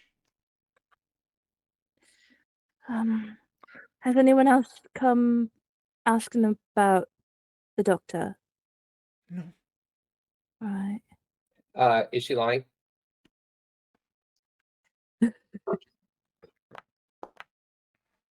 She doesn't appear to be lying. All right. You do I'll sense, keep my mouth I would shut. say, you do sense that there's a lot of worry in her voice, but it doesn't Mhm. appear to be like a malicious kind of worry. It's just concern. Right. Concern. Right. Sure. She's worried about Mhm. her boyfriend. Yeah. That's What reach were out- you talking about during the lunch?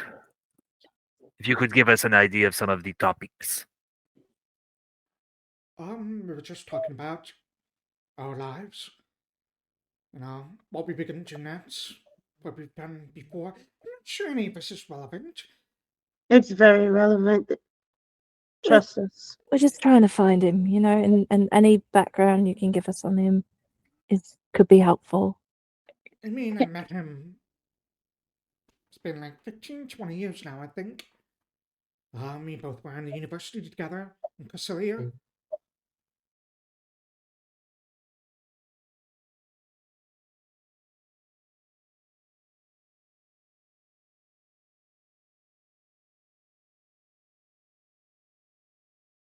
There have been multiple alligators There Chance in to there snap was- us. Alright, This is you're back. Oh, Hey! hey. Good.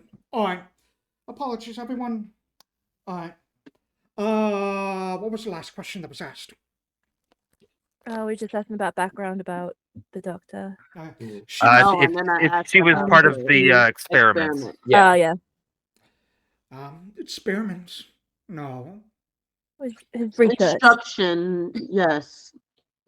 I mean, his research was definitely into like the electromagnetic currents that course through all of our bodies. To reanimate dead people. I mean, he has had some success with like restarting hearts with the jolts of electricity, but beyond that, nothing much else. Do you Are know you the details of this research in terms of what kind of electricity? It's just with a strong enough shock. I guess the way the heart works, the rhythm of the heart, and the way it works, just a bolt of electricity strong enough might just force it to start pumping again. And as an expert in this field, do you think that it could leave a residual, I don't know, say glimmer of this electricity in the blood? I mean, I imagine so. If the source of electricity is strong enough, it could leave some sort of residual static electricity on people. Sure. Who all knew about this? I mean, it's not a secret. He's been slowly publishing small researches out. He's still working on publishing a big thesis on this, but he hasn't finished it yet. But he shared with other professors and other universities that this is what he's working on and has demonstrated it here and there. I know he's demonstrated on bodies how it can force the heart to start pumping, but if the body has been dead for too long, they won't be resurrected. In the manner To your that some of us can do. knowledge, does Dr. Wolfgang have any interest in magics? No, not that I know of, no. Do you? Do I? No, Yes. I'm a scientist. Do you know why the good doctor suddenly came to Risur? Did he share that with you? No, he just said that he was looking for something new. Did he tell you about his plans to leave? Yeah, he mentioned that he was looking for like something new as well. We just wanted to hit as many universities as he can, share his knowledge, see what he can learn from them. That's it. He called it a self-imposed sabbatical, if you would. Did he say where he thought he was going to go next? Dana, I think Shirash. There's a university there.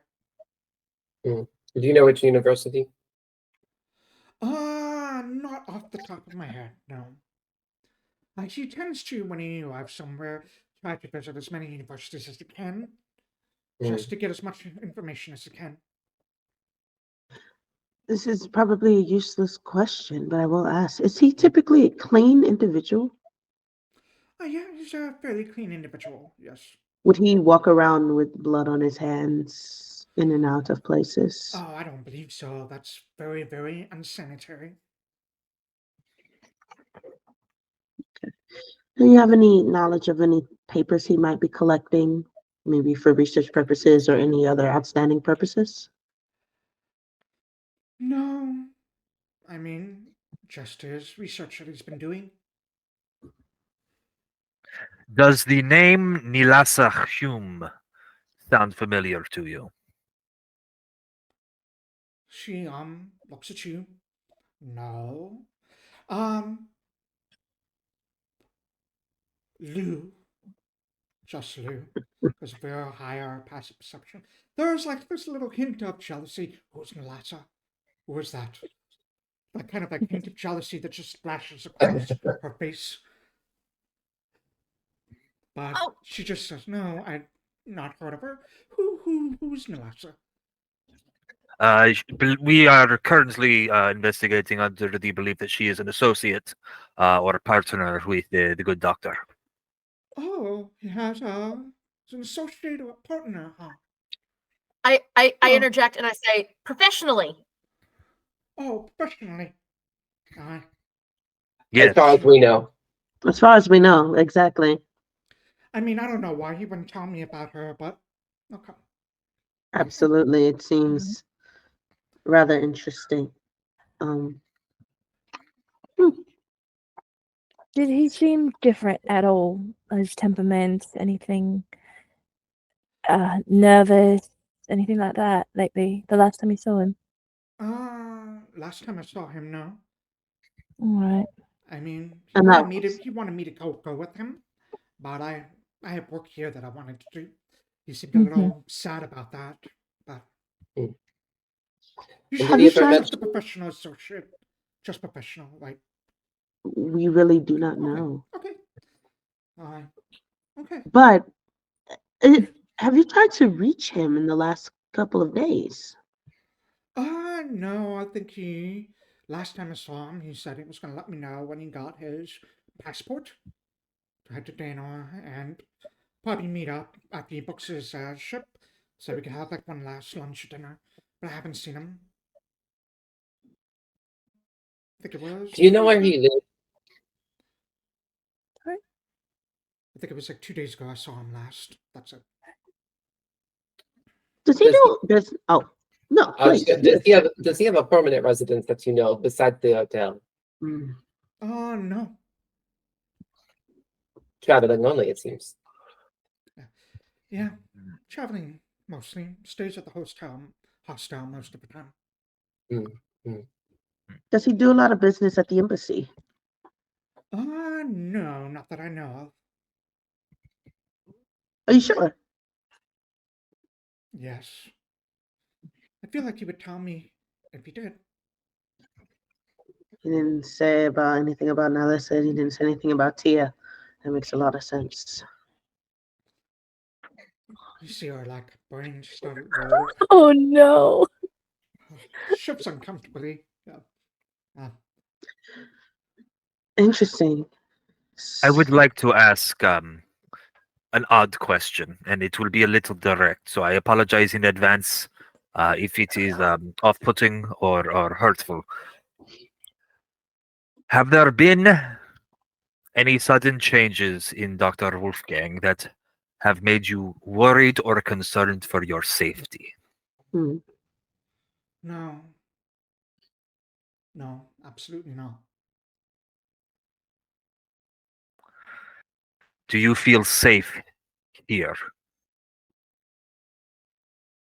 I did until now. Oh no. That's when Vincent's gonna reach out his hand and try to grasp hers if she'll allow. Yeah, chill out. And she'll, with his giant, just doughy big eyes, he's just gonna go, "We believe everything's okay. We are just trying to help your friend and keep him safe. There's nothing to worry about." You see her like give like one last glance at Emmanuel, but those big doe eyes, Vincent, just impossible to resist. The puppy dog eyes. She kind of like gives you a pat on the hand. Okay, thank you. We're sorry for interrupting your class. I'm sure this was a lot to be bombarded with. Mhm. Yes. Next time, I didn't necessarily see why this had to be now, and why you couldn't have waited 15 more minutes. But can't help it now. Again, our apologies. It just is quite pressing for the case we're on. Okay. Your assistance might mean the difference between a possible victim to a corpse. You see him look from Emmanuel back to Vincent at that. But like I said, everything is okay. Okay. Okay. Maybe. Also, if someone named Porter comes by, don't tell him anything. He wants to steal our case, and he's not a nice guy. Make a diplomacy check on that. Oh my god. Okay.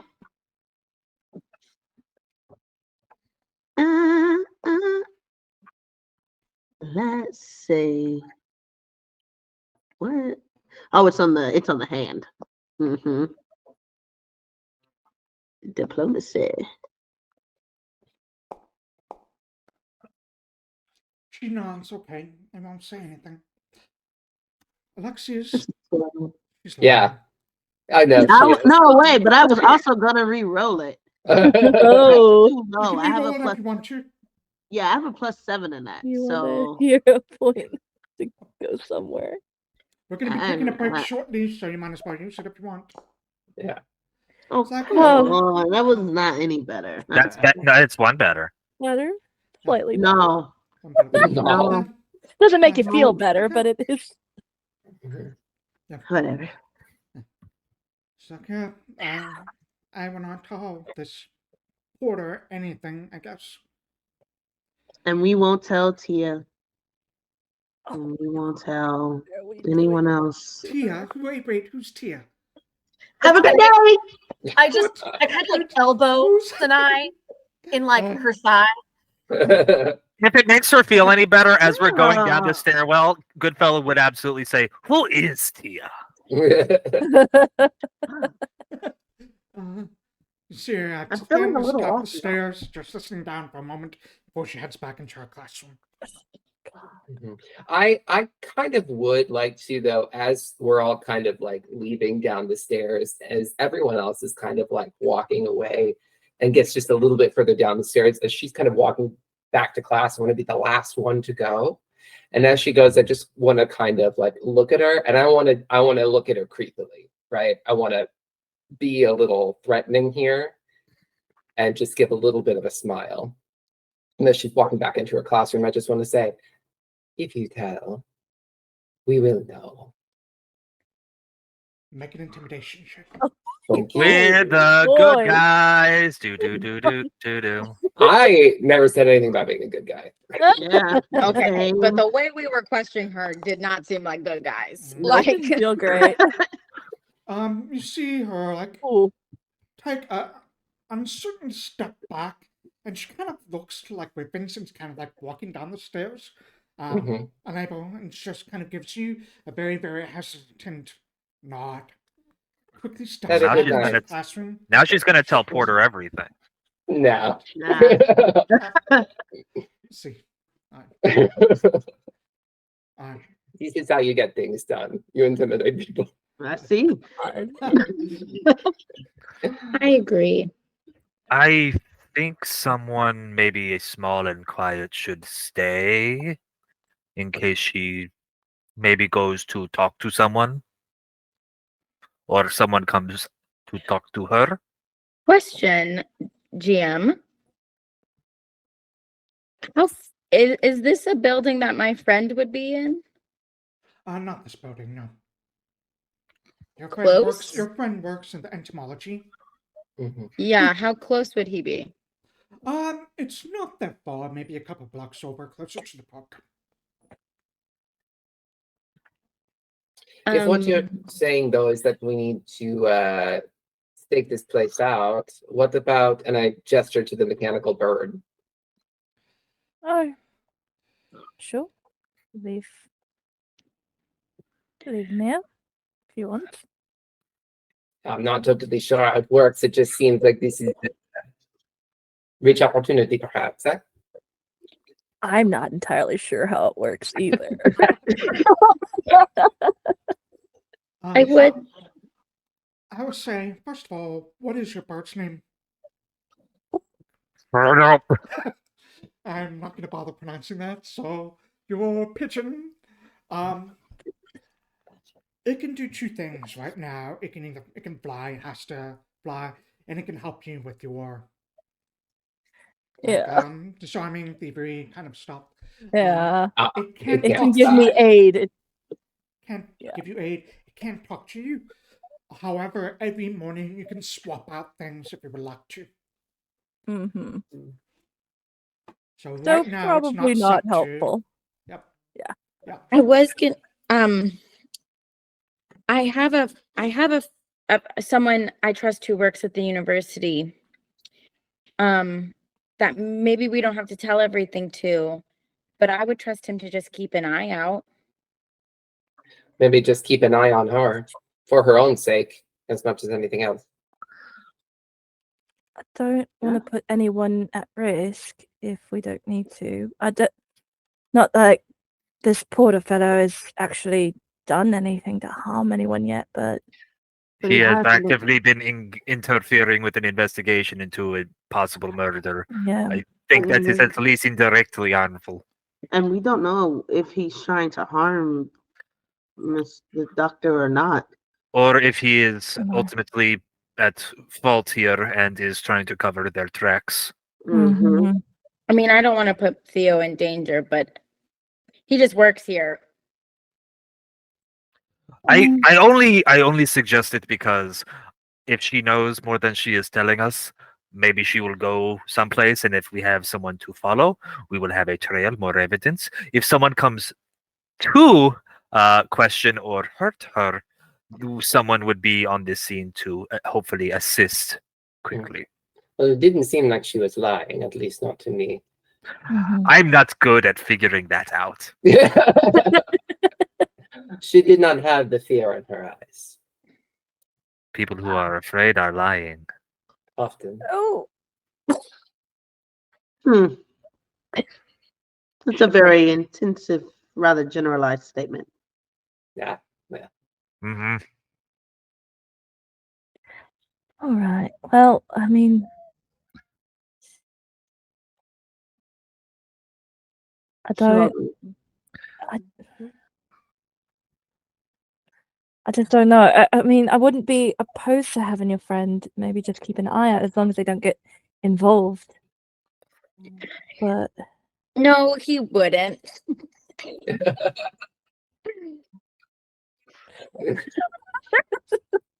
He's not the type. I'm starting to get very suspicious that this is like an actual like insect. I find this something. delightful. I like this. Perhaps then we just ask your friends if they are amenable to doing so, to keep an eye out and report back to us if Porter comes knocking. Okay. Is he close enough? I'm gonna try to send a message to him if he's within 120 feet. If we're outside the building. Yeah. I'd say he's definitely within 120 meters. You get a response back. What do you say to him? Hey Theo, how do I have a count number on this like in E5E? Like sending. Yeah, like sending. Is there a Hey limit? guys. Looking it up.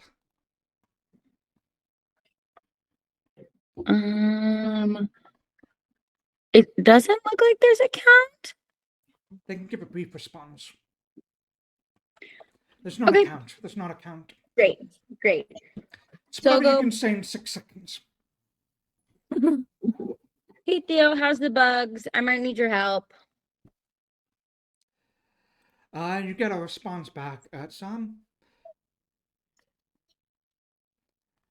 Bugs are good. They're flying around and buzzing, and I just found this really cool species of blowfly, and they're like the first kind of insect, and then it just sort of trails off. Okay, and then I'll cast a new one and say, meet me out. Just meet me like in the park out front. Oh, in the park, sure. I can meet you in the park. I've been meaning to go to the park. I heard about some new species out. Like, he just stops because he runs out of time. He's not the type. Does he know that it ends on his end, or does he just keep talking for like another 10 minutes? He keeps talking. I've watched. You can head to the park if you'd like. I think right now, let's take a quick 10-minute break. It's 8:16, so we'll be back at 8:26. We will see you soon, chat, but we will be back. Let me switch to...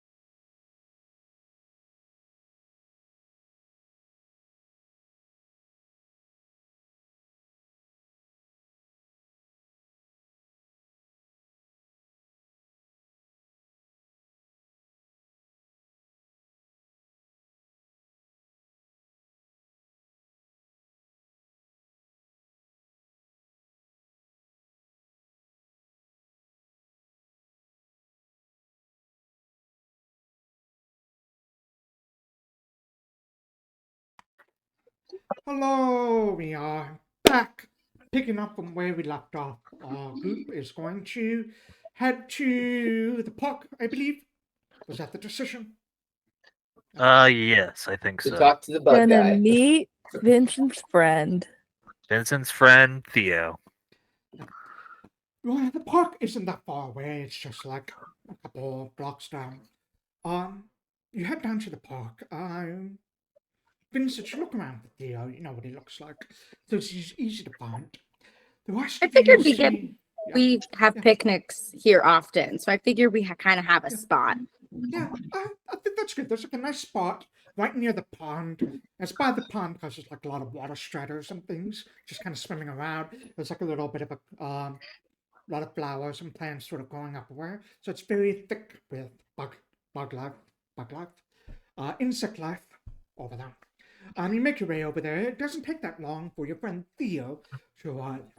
Theo's a halfling, pretty short. He's got wears kind of the same galoshes that Vincent does. He's got a bit of like overalls, like a nice shirt, bit of a hat as well that he has over his head, sort of protect him from the rain today. It's a straw hat.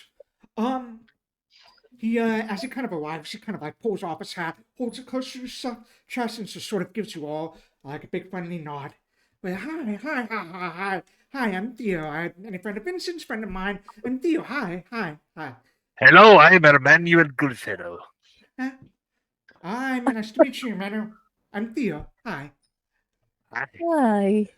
These are all the buddies that I'm working with for that new job.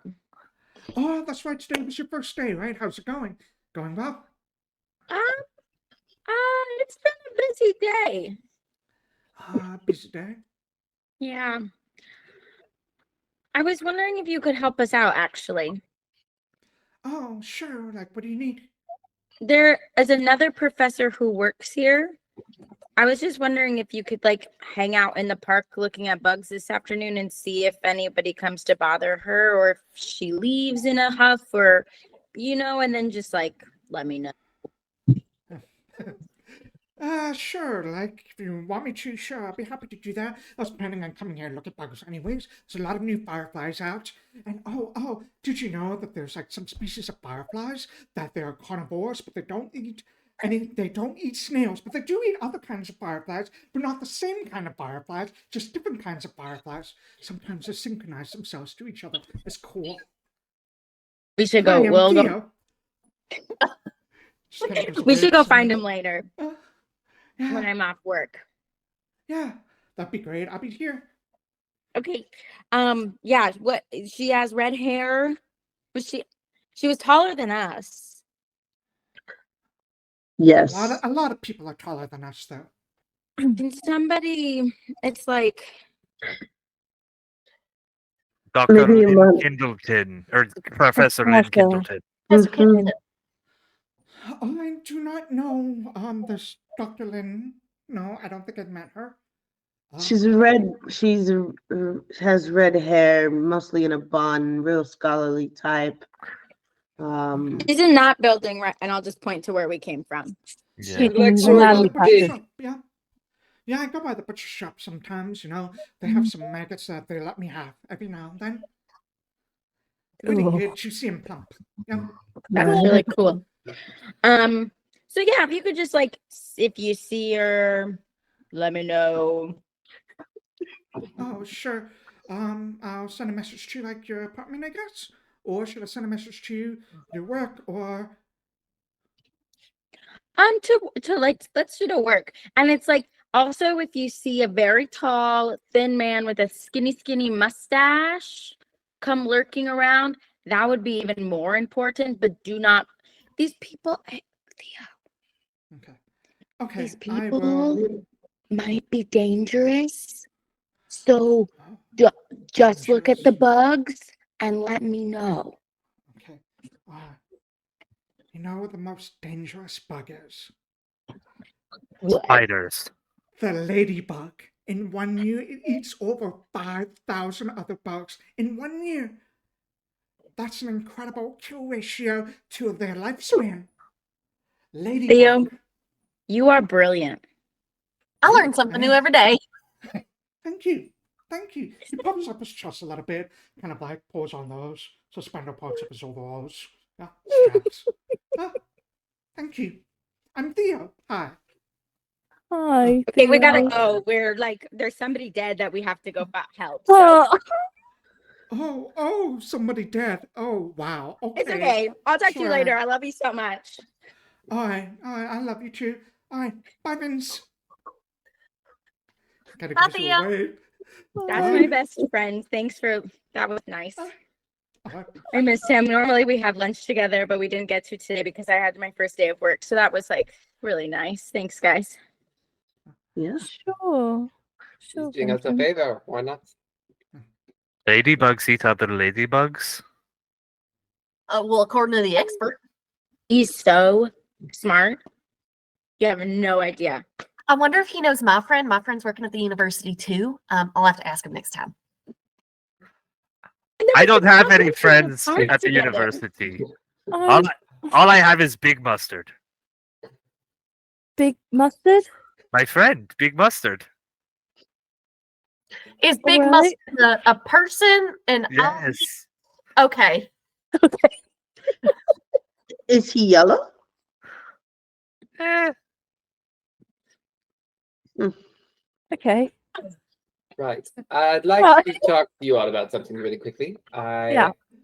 have a quick concern that I want to share with the group. First of all, based on what the professor out there was telling us, it sounds like whatever it is that the doctor, our mustachioed friend, was doing to try and reanimate creatures, especially with a large shock of electricity, it is possible that this is the remnant of the static electricity that I sensed in the drop of blood, coagulated blood, outside the Danora Ambassador Hall. Which leads me to believe, especially since we found more of this blood on the rag that Vincent found, it is possible that there is some sort of creature that he was able to bring back using this method and perhaps tried to destroy. I believe that the rag that Vincent found was used to clean some sort of piercing object, perhaps a sword or some sort of blade that had attacked this creature. And so there is an element now of a little bit more danger on our hands. I thought you should know. Mhm. Here's something that I'm curious about. So Dr. Camp said that it had been 2 days since the last time that the doctor did some sort of surgery. Mm. But Dr. Wolfgang, he told the gentleman, the concierge, that he had just come from surgery, and that's why his hands were all bloody. And we found 2 separate towels, right? We found the magic one, and we found the not magic one, right? Right. Mhm. Yeah, and I thought it was really weird to say, I'm bloody from surgery. If you're at work, why don't you just wash your hands? You wouldn't be leaving in a hurry, Especially if you're a tight fellow. Yeah, but covered in blood. That seemed like a lie. And then to leave your destination again in a hurry, right? We know that he immediately left the hotel again, out the back door, no less.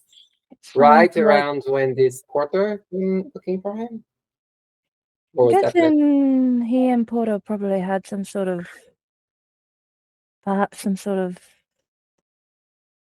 disagreement, Hmm. considering he had a chest wound. Is very keen on finding the doctor. I am wondering if the doctor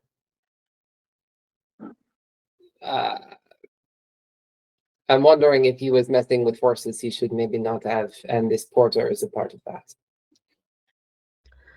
That's what I Uh-huh. think too. like But, electricity. Yes. Exactly.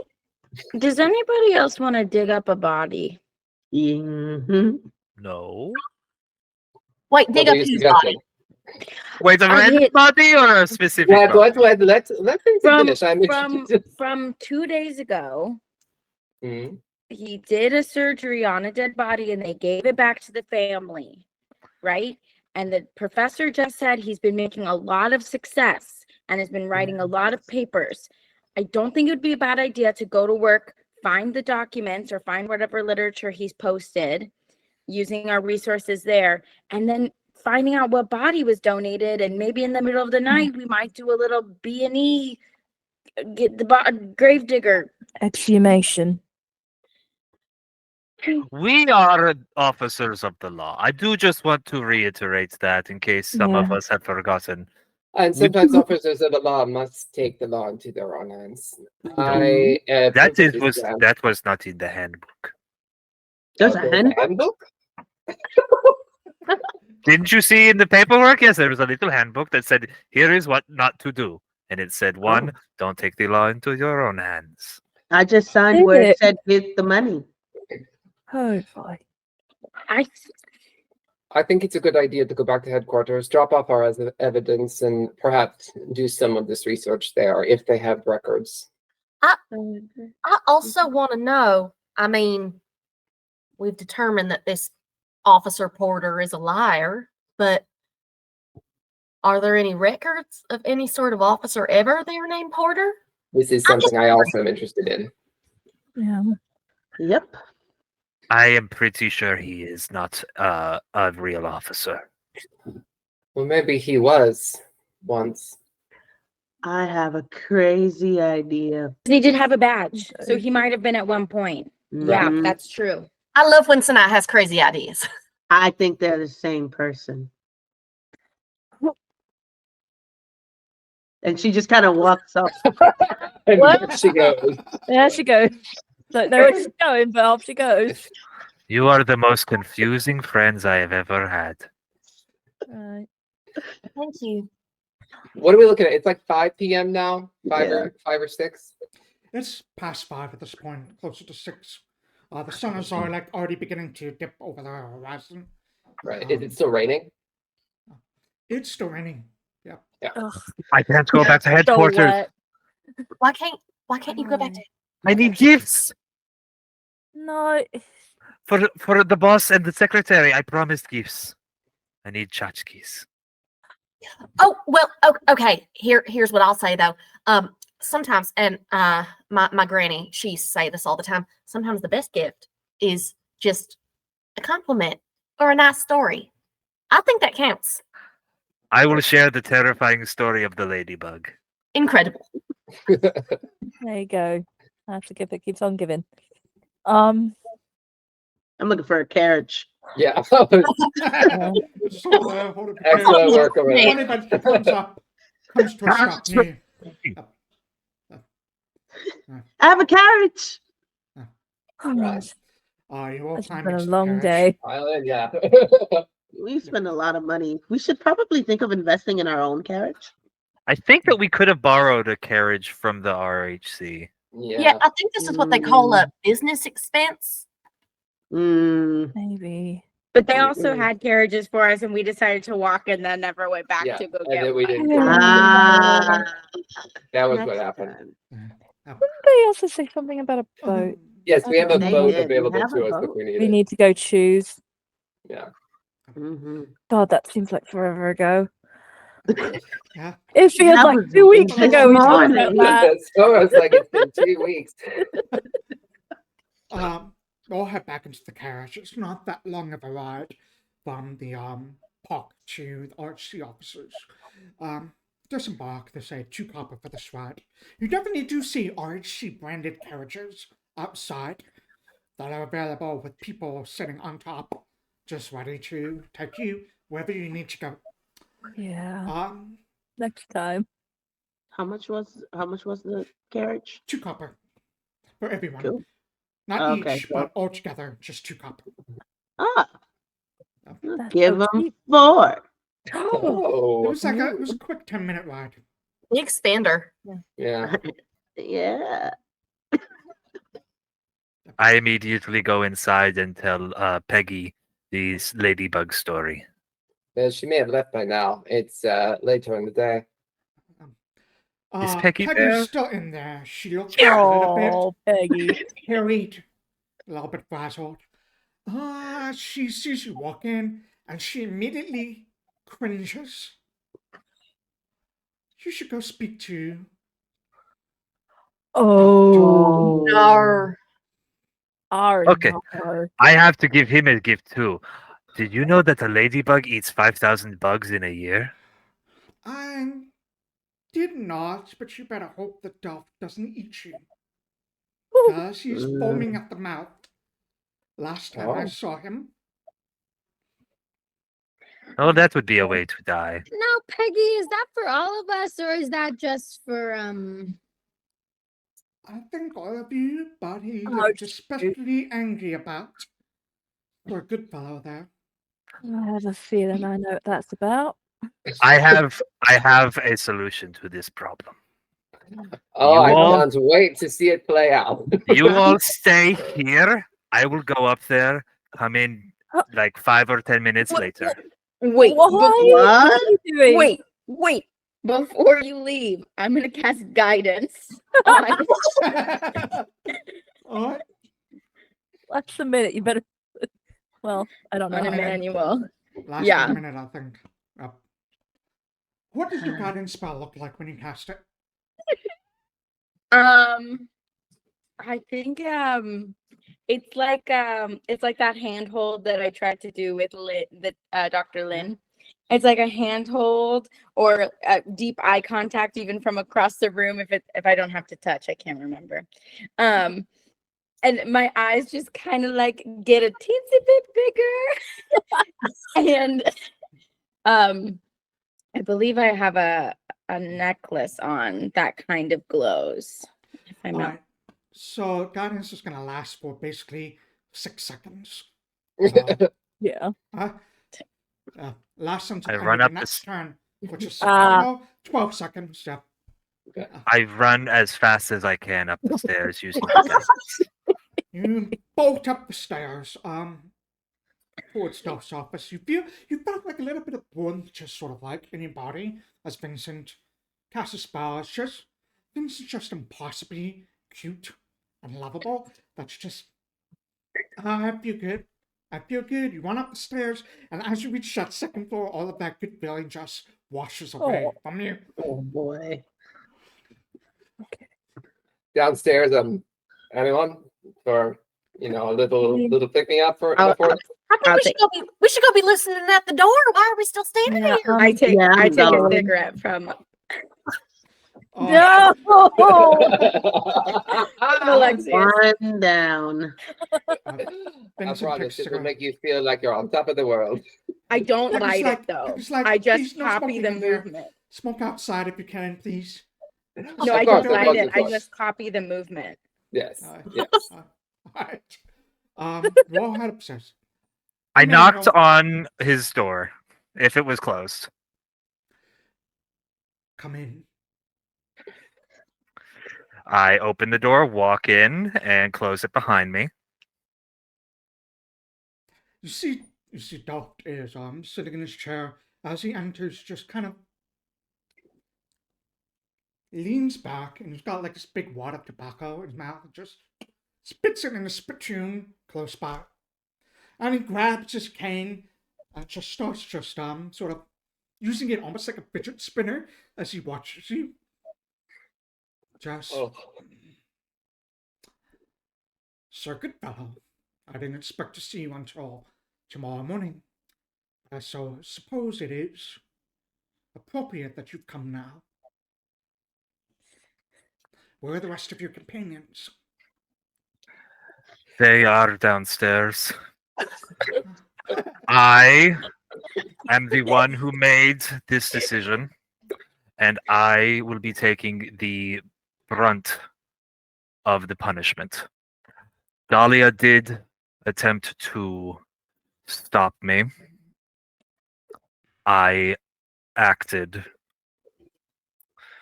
recklessly. Why don't you go fetch your companions so we can all have a little talk together?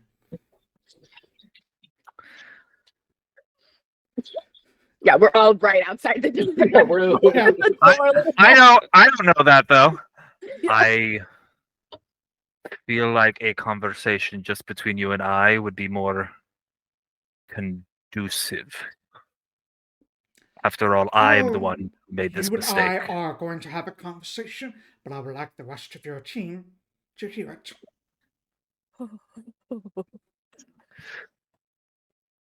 I go to open the door where I probably see literally all of you.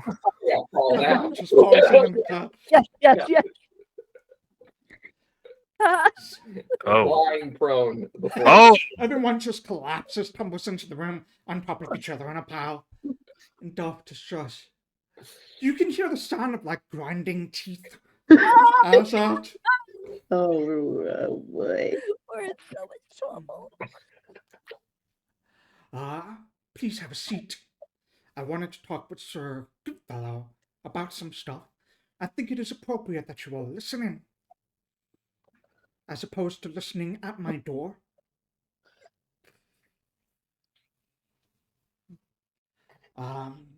He waits for you all to sit, or at least position yourself in part of the room. I sit in the hot seat, chagrined in front of his desk. I am going to start talking now, Sir Goodfellow. I do not want you to say a word. You can respond after I'm done talking. You can nod your head yes. You can shake your head no. You are a relatively, how should I put this kindly, the oldest fucking member of this team, right? And your memory is still where it should be. It hasn't started to go. If it does begin to go, then I think we might have a problem and have to have you resign. So I'll ask again, has your memory started to go? So you do remember things. You remember coming in here yesterday morning, myself giving you these badges, telling you about the case, telling you that the one thing you should not do is piss off the Denorns. And I can only assume that it just flew in one ear and out the other, like a little bee, buzzing around, till it came back and stung me in the ass. As I had a nice long conversation from Saxby, who threatened to pull all of you off this case and give it to her team. I don't think you understand how bad you fucked up. It's not just that you pissed the Denorns off, but what happens after that? They're not going to talk to you. Saxby's told me they've already applied for diplomatic immunity for Mr. Julian Liebrix. You know what happens if that comes through? The most we can do is exile him from reserve. So he gets to go back to Danor, live a nice, comfortable life, while that poor girl rots in the ground.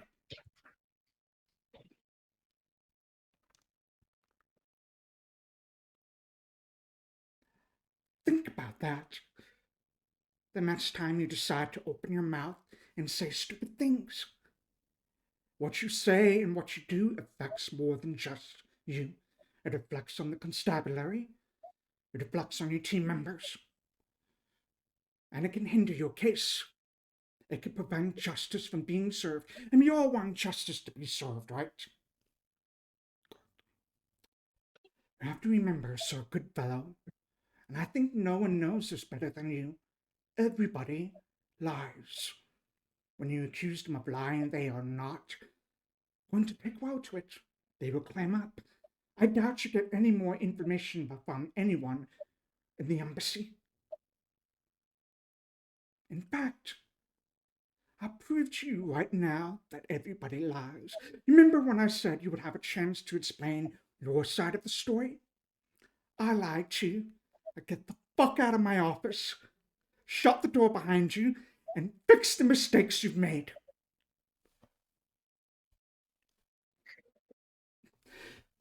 Slowly rise, stretch out, pull the door shut behind you. You hear a sound of like some angry growling from back there, and then a large wad of tobacco being shoved in the mouth, just angry chewing of that tobacco. Ugh, disgusting habit. Lou immediately bursts into tears. Oh no. Oh, it's okay. It's okay. Why do you cry? Can I give you a hug? All right. Were you afraid? Upset with us. Oh no! Yeah. He wasn't But upset you with did- us. He was just upset with him. I Well, was upset with all of us to a certain extent. But mostly We're You like, him. did so good today. You were so brave. You spoke to a dead body and got us so much evidence. You talked to so many people. You're such a brave person. Thanks, Minnie. I look to Alexios. Oh no! And I say, how many more times do you think this will happen? A "Nah, lot. probably I a few." hope not a lot. I really don't want it to be a lot. I give it think one it a would be- case. Oh, It'd be best for us to get used to this, I think. I hope not. I don't want Lou to burst into tears every Well, every here's game. the good news, is that we can still knock this out of the park. All we have to do is follow through. True. Well, Agreed. we don't need anything else from the Denorans. I don't think they Well- were going to help us anymore anyway. Probably not. Well, Probably this is not. happening. Well, this is happening after I'm like wiping off just like the last like tears. Can I just go over and kind of like tug on Emmanuel's like shirt and be like, "How you doing, bud?" No. Okay. It's I'm sorry. all right. We all make mistakes. It was our first day. It's true, and It's besides, been a they long provided time. us no training. What did they At expect? all. Yeah. Just a stupid handbook. That we didn't know even I to take read. out a post-it note that I was given on my paperwork that says "Don't fuck up." Mm. Oh no. You know, in all honesty, I believe that there are places for a little bit more aggression. And honestly, he was lying. We know he was. I just don't think we can say that to people's faces like that. Maybe we Well, just talk about that among ourselves afterwards. Yes, Emmanuel. I like talking to people, though. You can talk to people, just, don't maybe aggressively accuse them of lying. Yeah, maybe. Yes, ma'am. How old are you? I'm 62 years young. Oh, all right.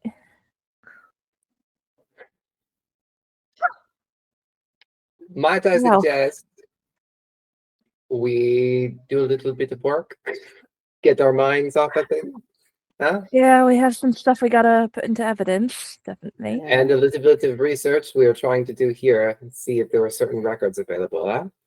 Yeah. Mhm. Yeah. Perhaps getting that ball rolling will make us all feel a little better, huh?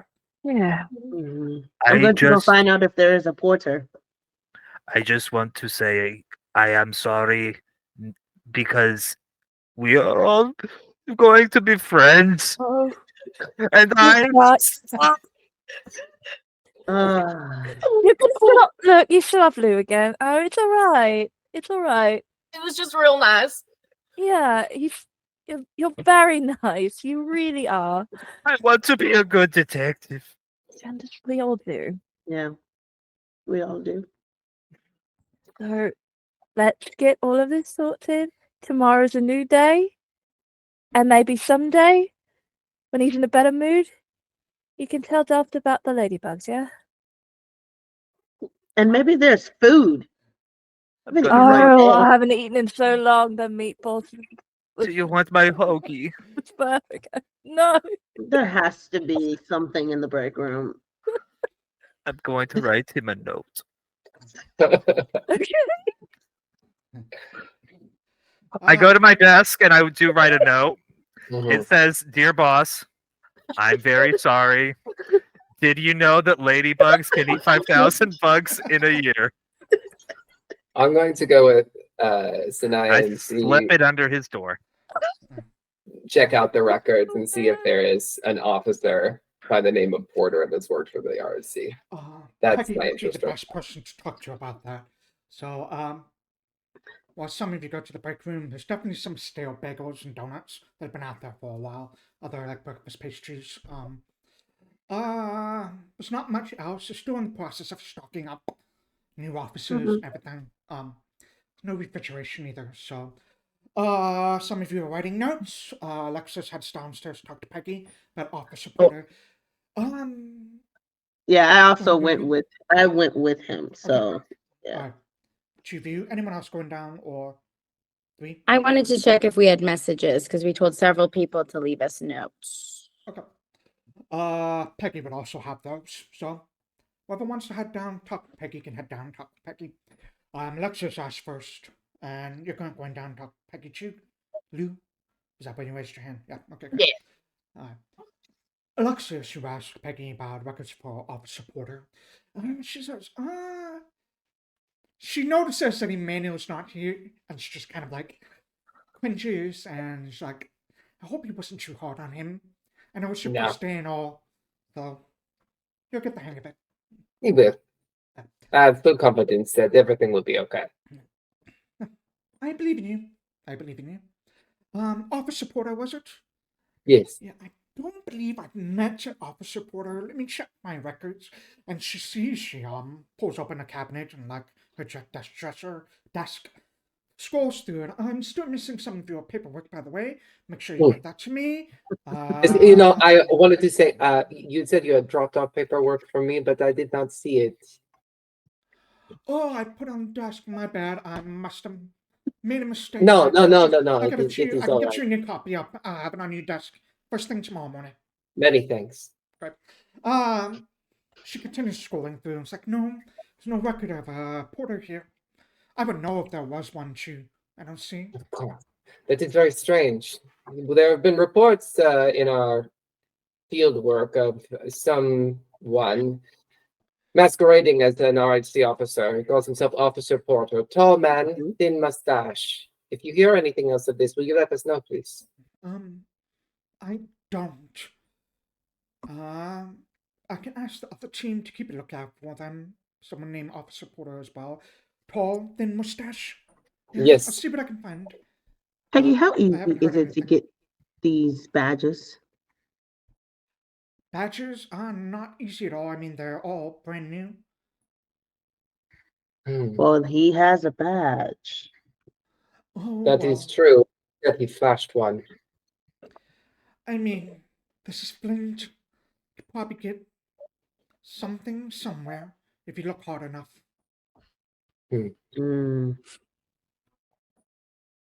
Impersonating a detective. I agree. Is there any way that I could, or if you could access a list of officers who have died in the past, say, 5 or 10 years? We haven't had any deaths recently. Like, this is a new office, so other than the 6 of you in Coleo's team, there haven't been any other detectives or officers here. Thank you. What is Coleo's team working on? This has nothing to do with that. I'm They're curious. working on the Ragman case. Okay. The Rangaman case? The Ragman case, I have a newspaper about it if you'd like to see. I'd love that. She kind of rummaged down, hands you a newspaper. And one moment, please let me switch something here. And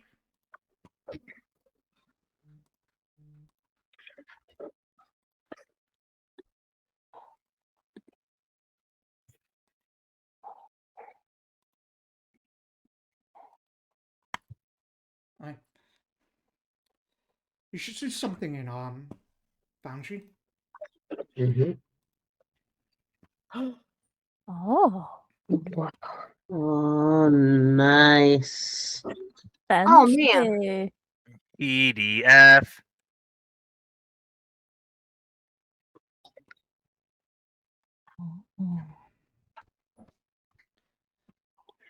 Ragman. Is it rag or bag? Rag. Rag. R. That's cool. You know, and I pull aside. I pull Vincent like a little bit closer to me, and I'm like, "Ain't it a little weird? There's this rag man. We got that rag." Yeah. I don't know. I don't know a darn thing. No, you know so much. I think it's worth it to think about. Hmm. Oh my gosh.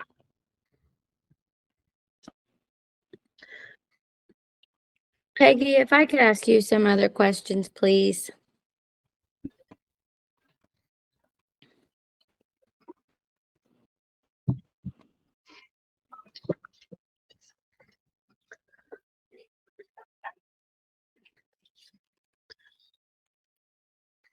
Peggy is like, is there anything else I can get you, or anything else you need?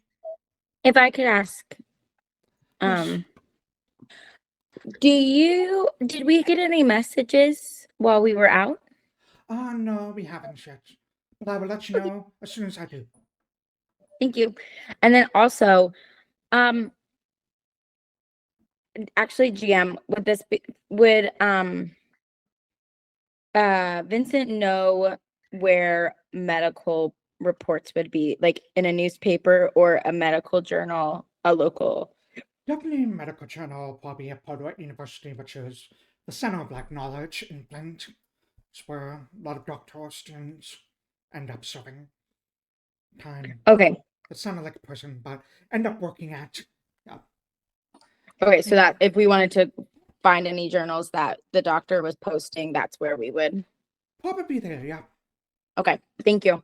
That's it, Peggy. Thank you so much. If we have pieces to drop off in evidence, do we do that with you, or is there another department we go to? The evidence room's right down the hall. You can drop it off with them. Thank you.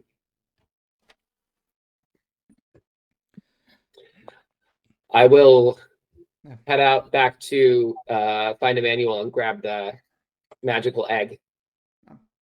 Take it down to evidence. Remember, be very careful with it. I will give you the patience. You get the everything from everyone. You head to the evidence room. It's just what looks to be a very, very bored-looking young man back there. Has just sort of like the beginnings of a mustache just on the corners of his lips over there. He kind of looks up. Yeah. Oh, evidence, sure, I'll file this. You're the new ones, right? That's right. B team evidence. Writes down. Come collect it whenever you need it. We'll do. What was his name again? Cole. Cole. Cole. Thank you, Cole. No problem. Yes. We have access to this day and night, correct? You will always be here? Yes, of course. No, I mean, different shifts. But sure. What time does the shifts change over, Cole? I think my next shift change ends at midnight. Mm-hmm. All right. Well, happy rest of your shift. Thank you. Thank you.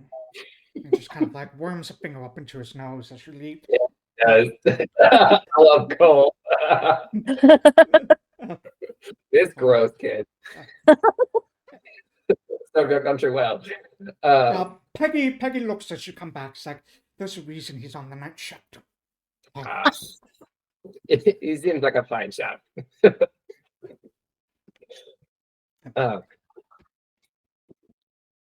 right. Well, I think maybe we should regroup really quick in our office before we spread to the winds, eh?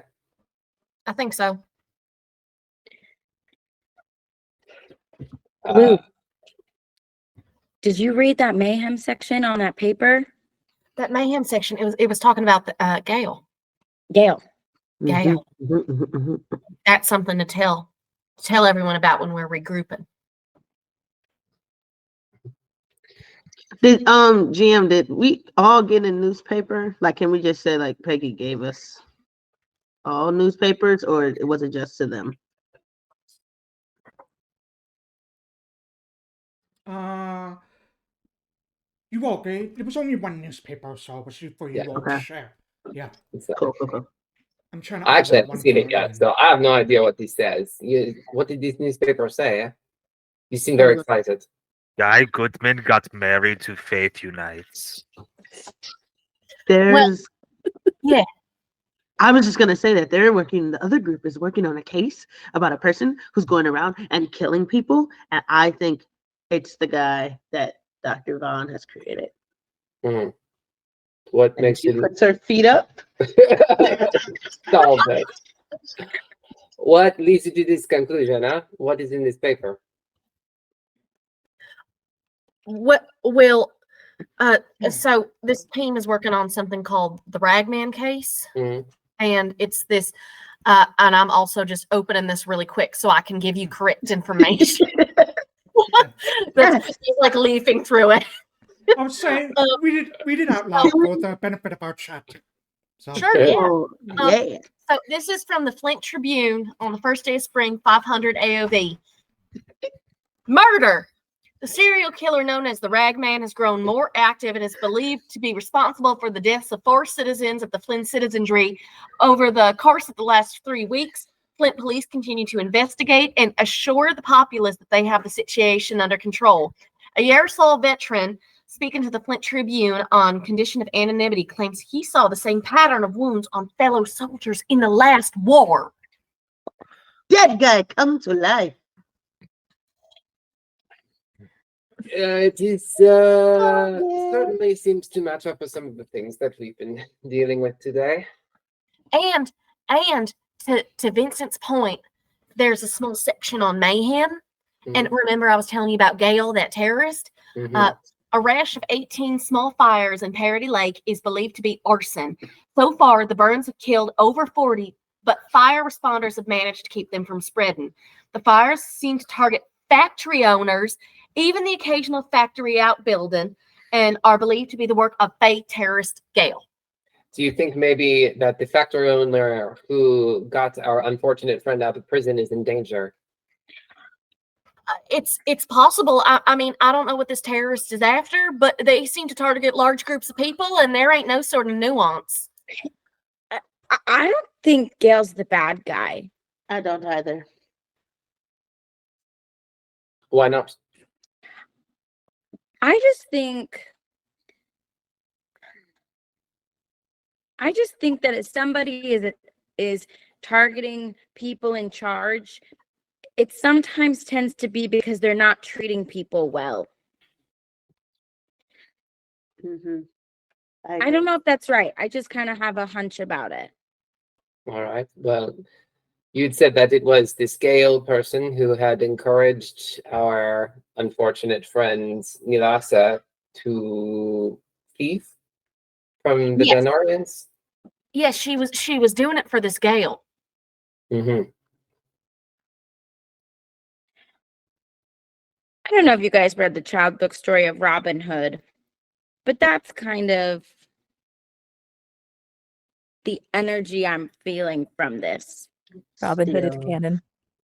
Robin Hood is canon. Robin Hood's All right. canon, But and the fox version, they're all specifically- foxes. Specifically, the you Robin know. Hood They're all is called foxes. foxes. Yeah. Yep, they're all foxes. Yep. Excellent. Yes, yes, that's Robin Hood, the option. fox? Oh yeah, I had a crush on that one character growing up. We all did. We all The did. turtle, right? The turtle. The turtle? Whether or not Gale is behind this, arson is still happening, and they are still targeting these particular kinds of people, which the keyword Seaton seems to be. And she's involved with our victim. It's true. Perhaps we should try and contact her somehow. It's possible. I mean, our friend from Beyond the Grave, she told me that that Gale is in the Cloudwood, but moves around a lot. Mm. But is Gail our priority right now? Exactly. No, but solving her friend's murder is. I just don't understand why the doctor is all mixed up in it, you know? Because Like, he is electricity. He is the one who is bringing the mind. He has the science, the understanding. Look at this. And she takes out her bag and like all of the spews of like drawings and notes and stuff that she's been taking in various notebooks. She like pours them all out. Oh. And she's like, Oh, and look, she's now look at all of this. full of Yeah. red string tumbled down. Yeah. Exactly. That's For her, it's you. probably like a Yeah. deep black pink, like type intertwined thing. But anyway, so think about it this way. Dr. Vaughn is into cadaver research. He's into the brain and bringing things back to life using electricity. He's been sponsored by Mr. Kemp. They get together and they're like, we can make this work. So now, boom, they come up with this idea that, hey, what if we can like bring hearts back to life? Let's bring back the brain. So I don't know how the magic part happens. We haven't figured that out. But somehow they're able to use electricity and necrotic energy together to bring back people. And I think there's either people from prisons or people from the morgues. And I connected to the newspaper that was right there. And this ragman is an example of that. This is what's happening. Now, I don't know what those papers were. I feel like Dr. Vaughn has those papers, and those papers tell more information about what's happening here. If Gail wants those papers, it's probably because Gail wants to raise an entire army of evil zombie villains to come back and destroy all of the people who own factories. Well, that is certainly a claim. And if she That- sits back down, That sure could be possible. We'll put that over there with the Okay. possibilities. I do agree that it seems like the most important link in all of this is our missing doctor. Yeah. And perhaps you our first do- priority should be to find him. Well, we're agree. trying. We've been trying. Oh, I know. I'm just Yeah. wait a As minute. they together. What are we gonna do tomorrow? Yeah. What's our Let's next keep step? looking for a doctor. Is it? Is that- Is it? Oh, sorry. No, I was actually looking at the PDF. I'm sorry, I should have muted myself. Is it? Is it maybe worth going and talking to this Heward Seacham guy? Possibly. Maybe. He would at least know more about Nilasa. And maybe I don't know if this doctor is tied up in so much nefarious stuff. Mhm. Maybe he met him too. I'm And- gonna mention this because first day in the job, let's say Emmanuel or whoever's like flipping through a handbook while all this is happening, you probably find something about bail certificates. You can turn it in to get like an arrest record of the person for more information as well. Oh. Let's go to Parody Lake. I share that with everybody. Well, we can at least look into more of what she was into.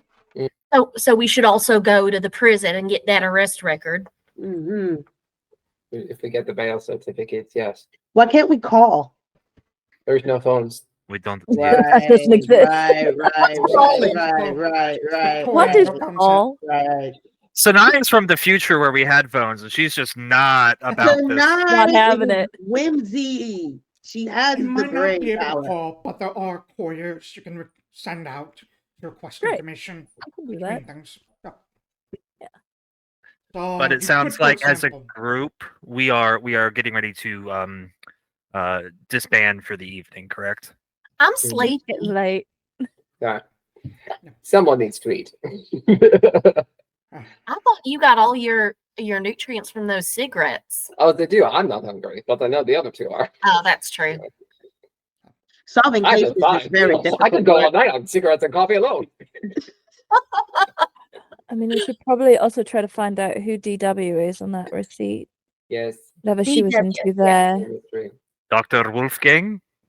Maybe. Maybe. That's what I thought too, but But that'd be strange that he'd sign it with his title. Right? I don't know. I I don't don't know. know. And Mm. here's Dion I have Feldman. more. I've never Ah. been a doctor. My head's hurting. What exactly was on them documents?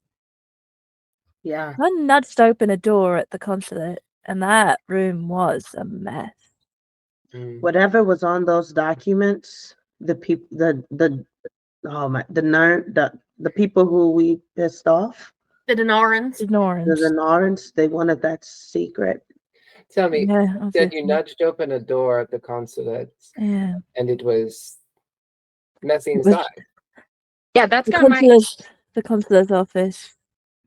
Do you think they're Actually, hiding something in this office? probably. Did the office have a window? The office Imagine. has Yeah. Yeah. We're in such deep trouble right now with the Genoras. I don't think we should be sneaking back into a crime scene right in the consulate's office. Oh. But yeah, no, it was a mess. The desk was basically tossed. The papers all over the floor. I'm guessing that's what she was actually after. So Could I make a suggestion? mhm. I think that it seems like Dr. Wolfgang's research is at least very important. I think we should try to find what laboratory or study wherever he has and does his research, because the papers that were taken might actually be the research, and if they are missing, we might have a lead on that. Some of his research was left in his room at the House of the Blue Parts. But he would not be doing his research in the hostel. He would have an actual place in the university. No, I thought he I was thought it just was a- working at the surgery with Mhm. Dr. Camp. correct. The theater. So where- we've already been there. We can ask Dr. Camp for some of his research but or if he left anything. we went there, but we didn't ask to see where Yeah, Dr. we can W does we can his go thing. back. Yeah. We just asked Dr. Camp a bunch of questions. Yeah. We didn't get actual documents. Also, I don't know that Moo has told us, but that was about the documents that were actually taken. But we know what they were supposed to be about. We just don't know what was actually in them. All We I don't- know is that she was there thieving documents and they were for Gail. Hmm. It's about things that were being built. And we've lost the trail of the doctor after he left his hotel. So who knows where it could be hiding at this point? Well, my guess is if he knows what those documents were, and if in fact she had passed him those documents, and it is not a situation where he just happened upon her and grabbed them, perhaps he too is working for this Gale. Seems strange for a fellow who's only been in town for 2 weeks, but Well, At perhaps least they're Gale's fingers stretch further than Research. true. Mm-hmm. If she or he or they want documents from the consulate of Danar. Mhm. So it sounds like our biggest two is the doctor and Gale. Mm-hmm. I With think the it is subcategory of the factory guy.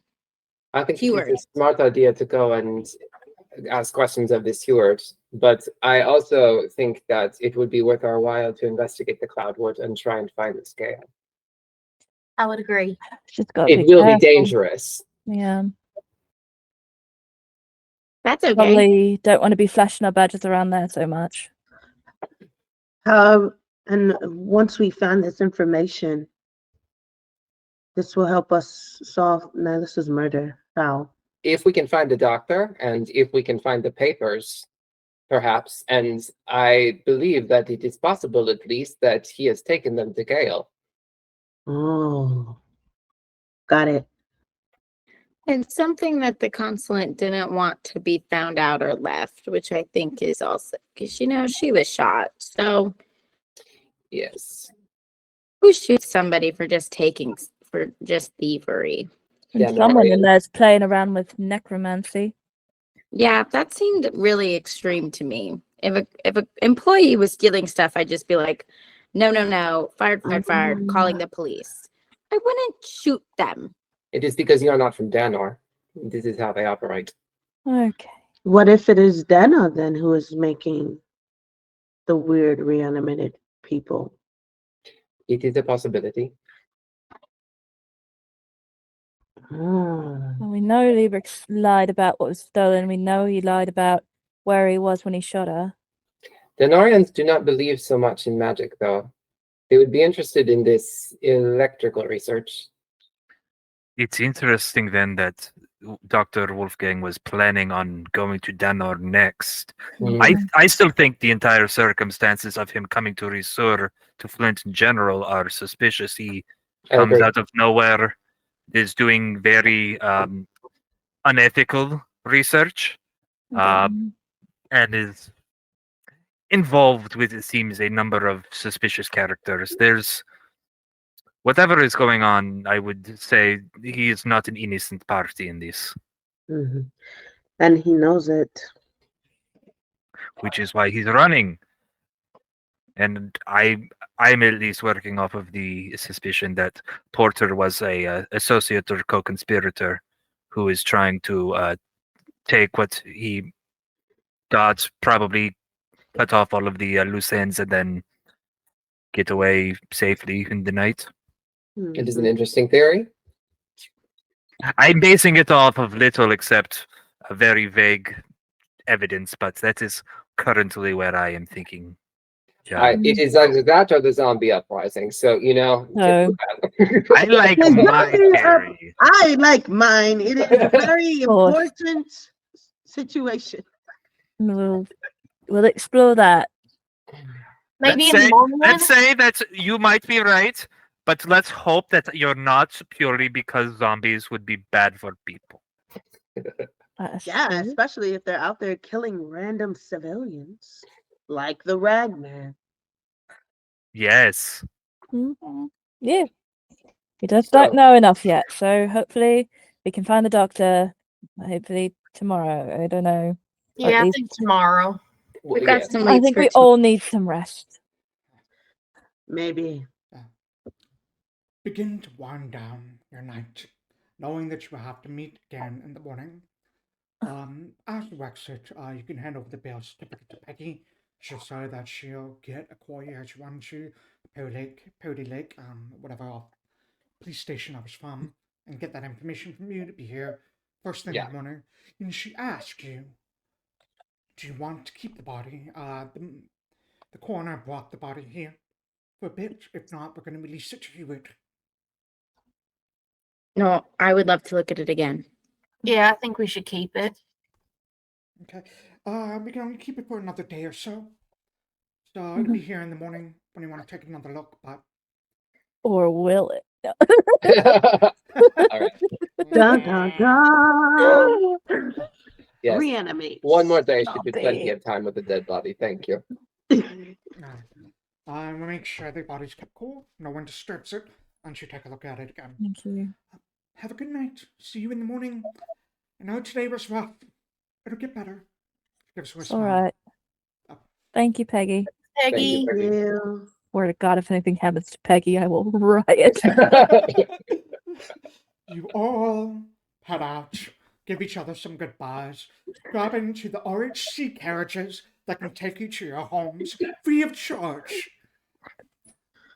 Yay! Yes, Individual ones. Emmanuel, Goodfellow is not going just yet. He's going to wait. The reason is, who has not finished their paperwork? just Alexias. Okay. Goodfellow is going to make sure that his is wrapped up. I think I did it earlier, and then it's going to do Alexias's paperwork to the best of his ability. Oh my God. You do I think- Alexias to the best of their ability. You do see Peggy. Alexia's paperwork's already on his desk, but you see Peggy come out after a while with another sheet of papers. Oh, I may have Alexia's papers that he said he couldn't find here. And she puts that on the desk. Next to the More papers are already paperwork. working on. Oh. More paperwork, and Emmanuel does both. You fill out a Close. I like Yeah. the disconnect image of just the man Alright, going we're like, back. Alright, I don't know why it keeps disconnecting when we're closing out. I will work on it and see if I can fix it. Anyways, we'll head back to your homes for the night to get some rest. Your sleep's a little bit restless as you're definitely turning in a lot of theories, a lot of facts, everything in your head. You get your dinner beforehand if you need to, with a reminder to maybe pack a lunch the next day if you're going to be out all the time. But you're able to get a nice full night's rest as you close out the first day of your investigation. And with that, we will close for the night. And thank you all for a great, fun, ridiculous game. Thank you, chat, for sticking around. See you all in 2 weeks. Take care. Woo. Bye. Me. Bye. ah.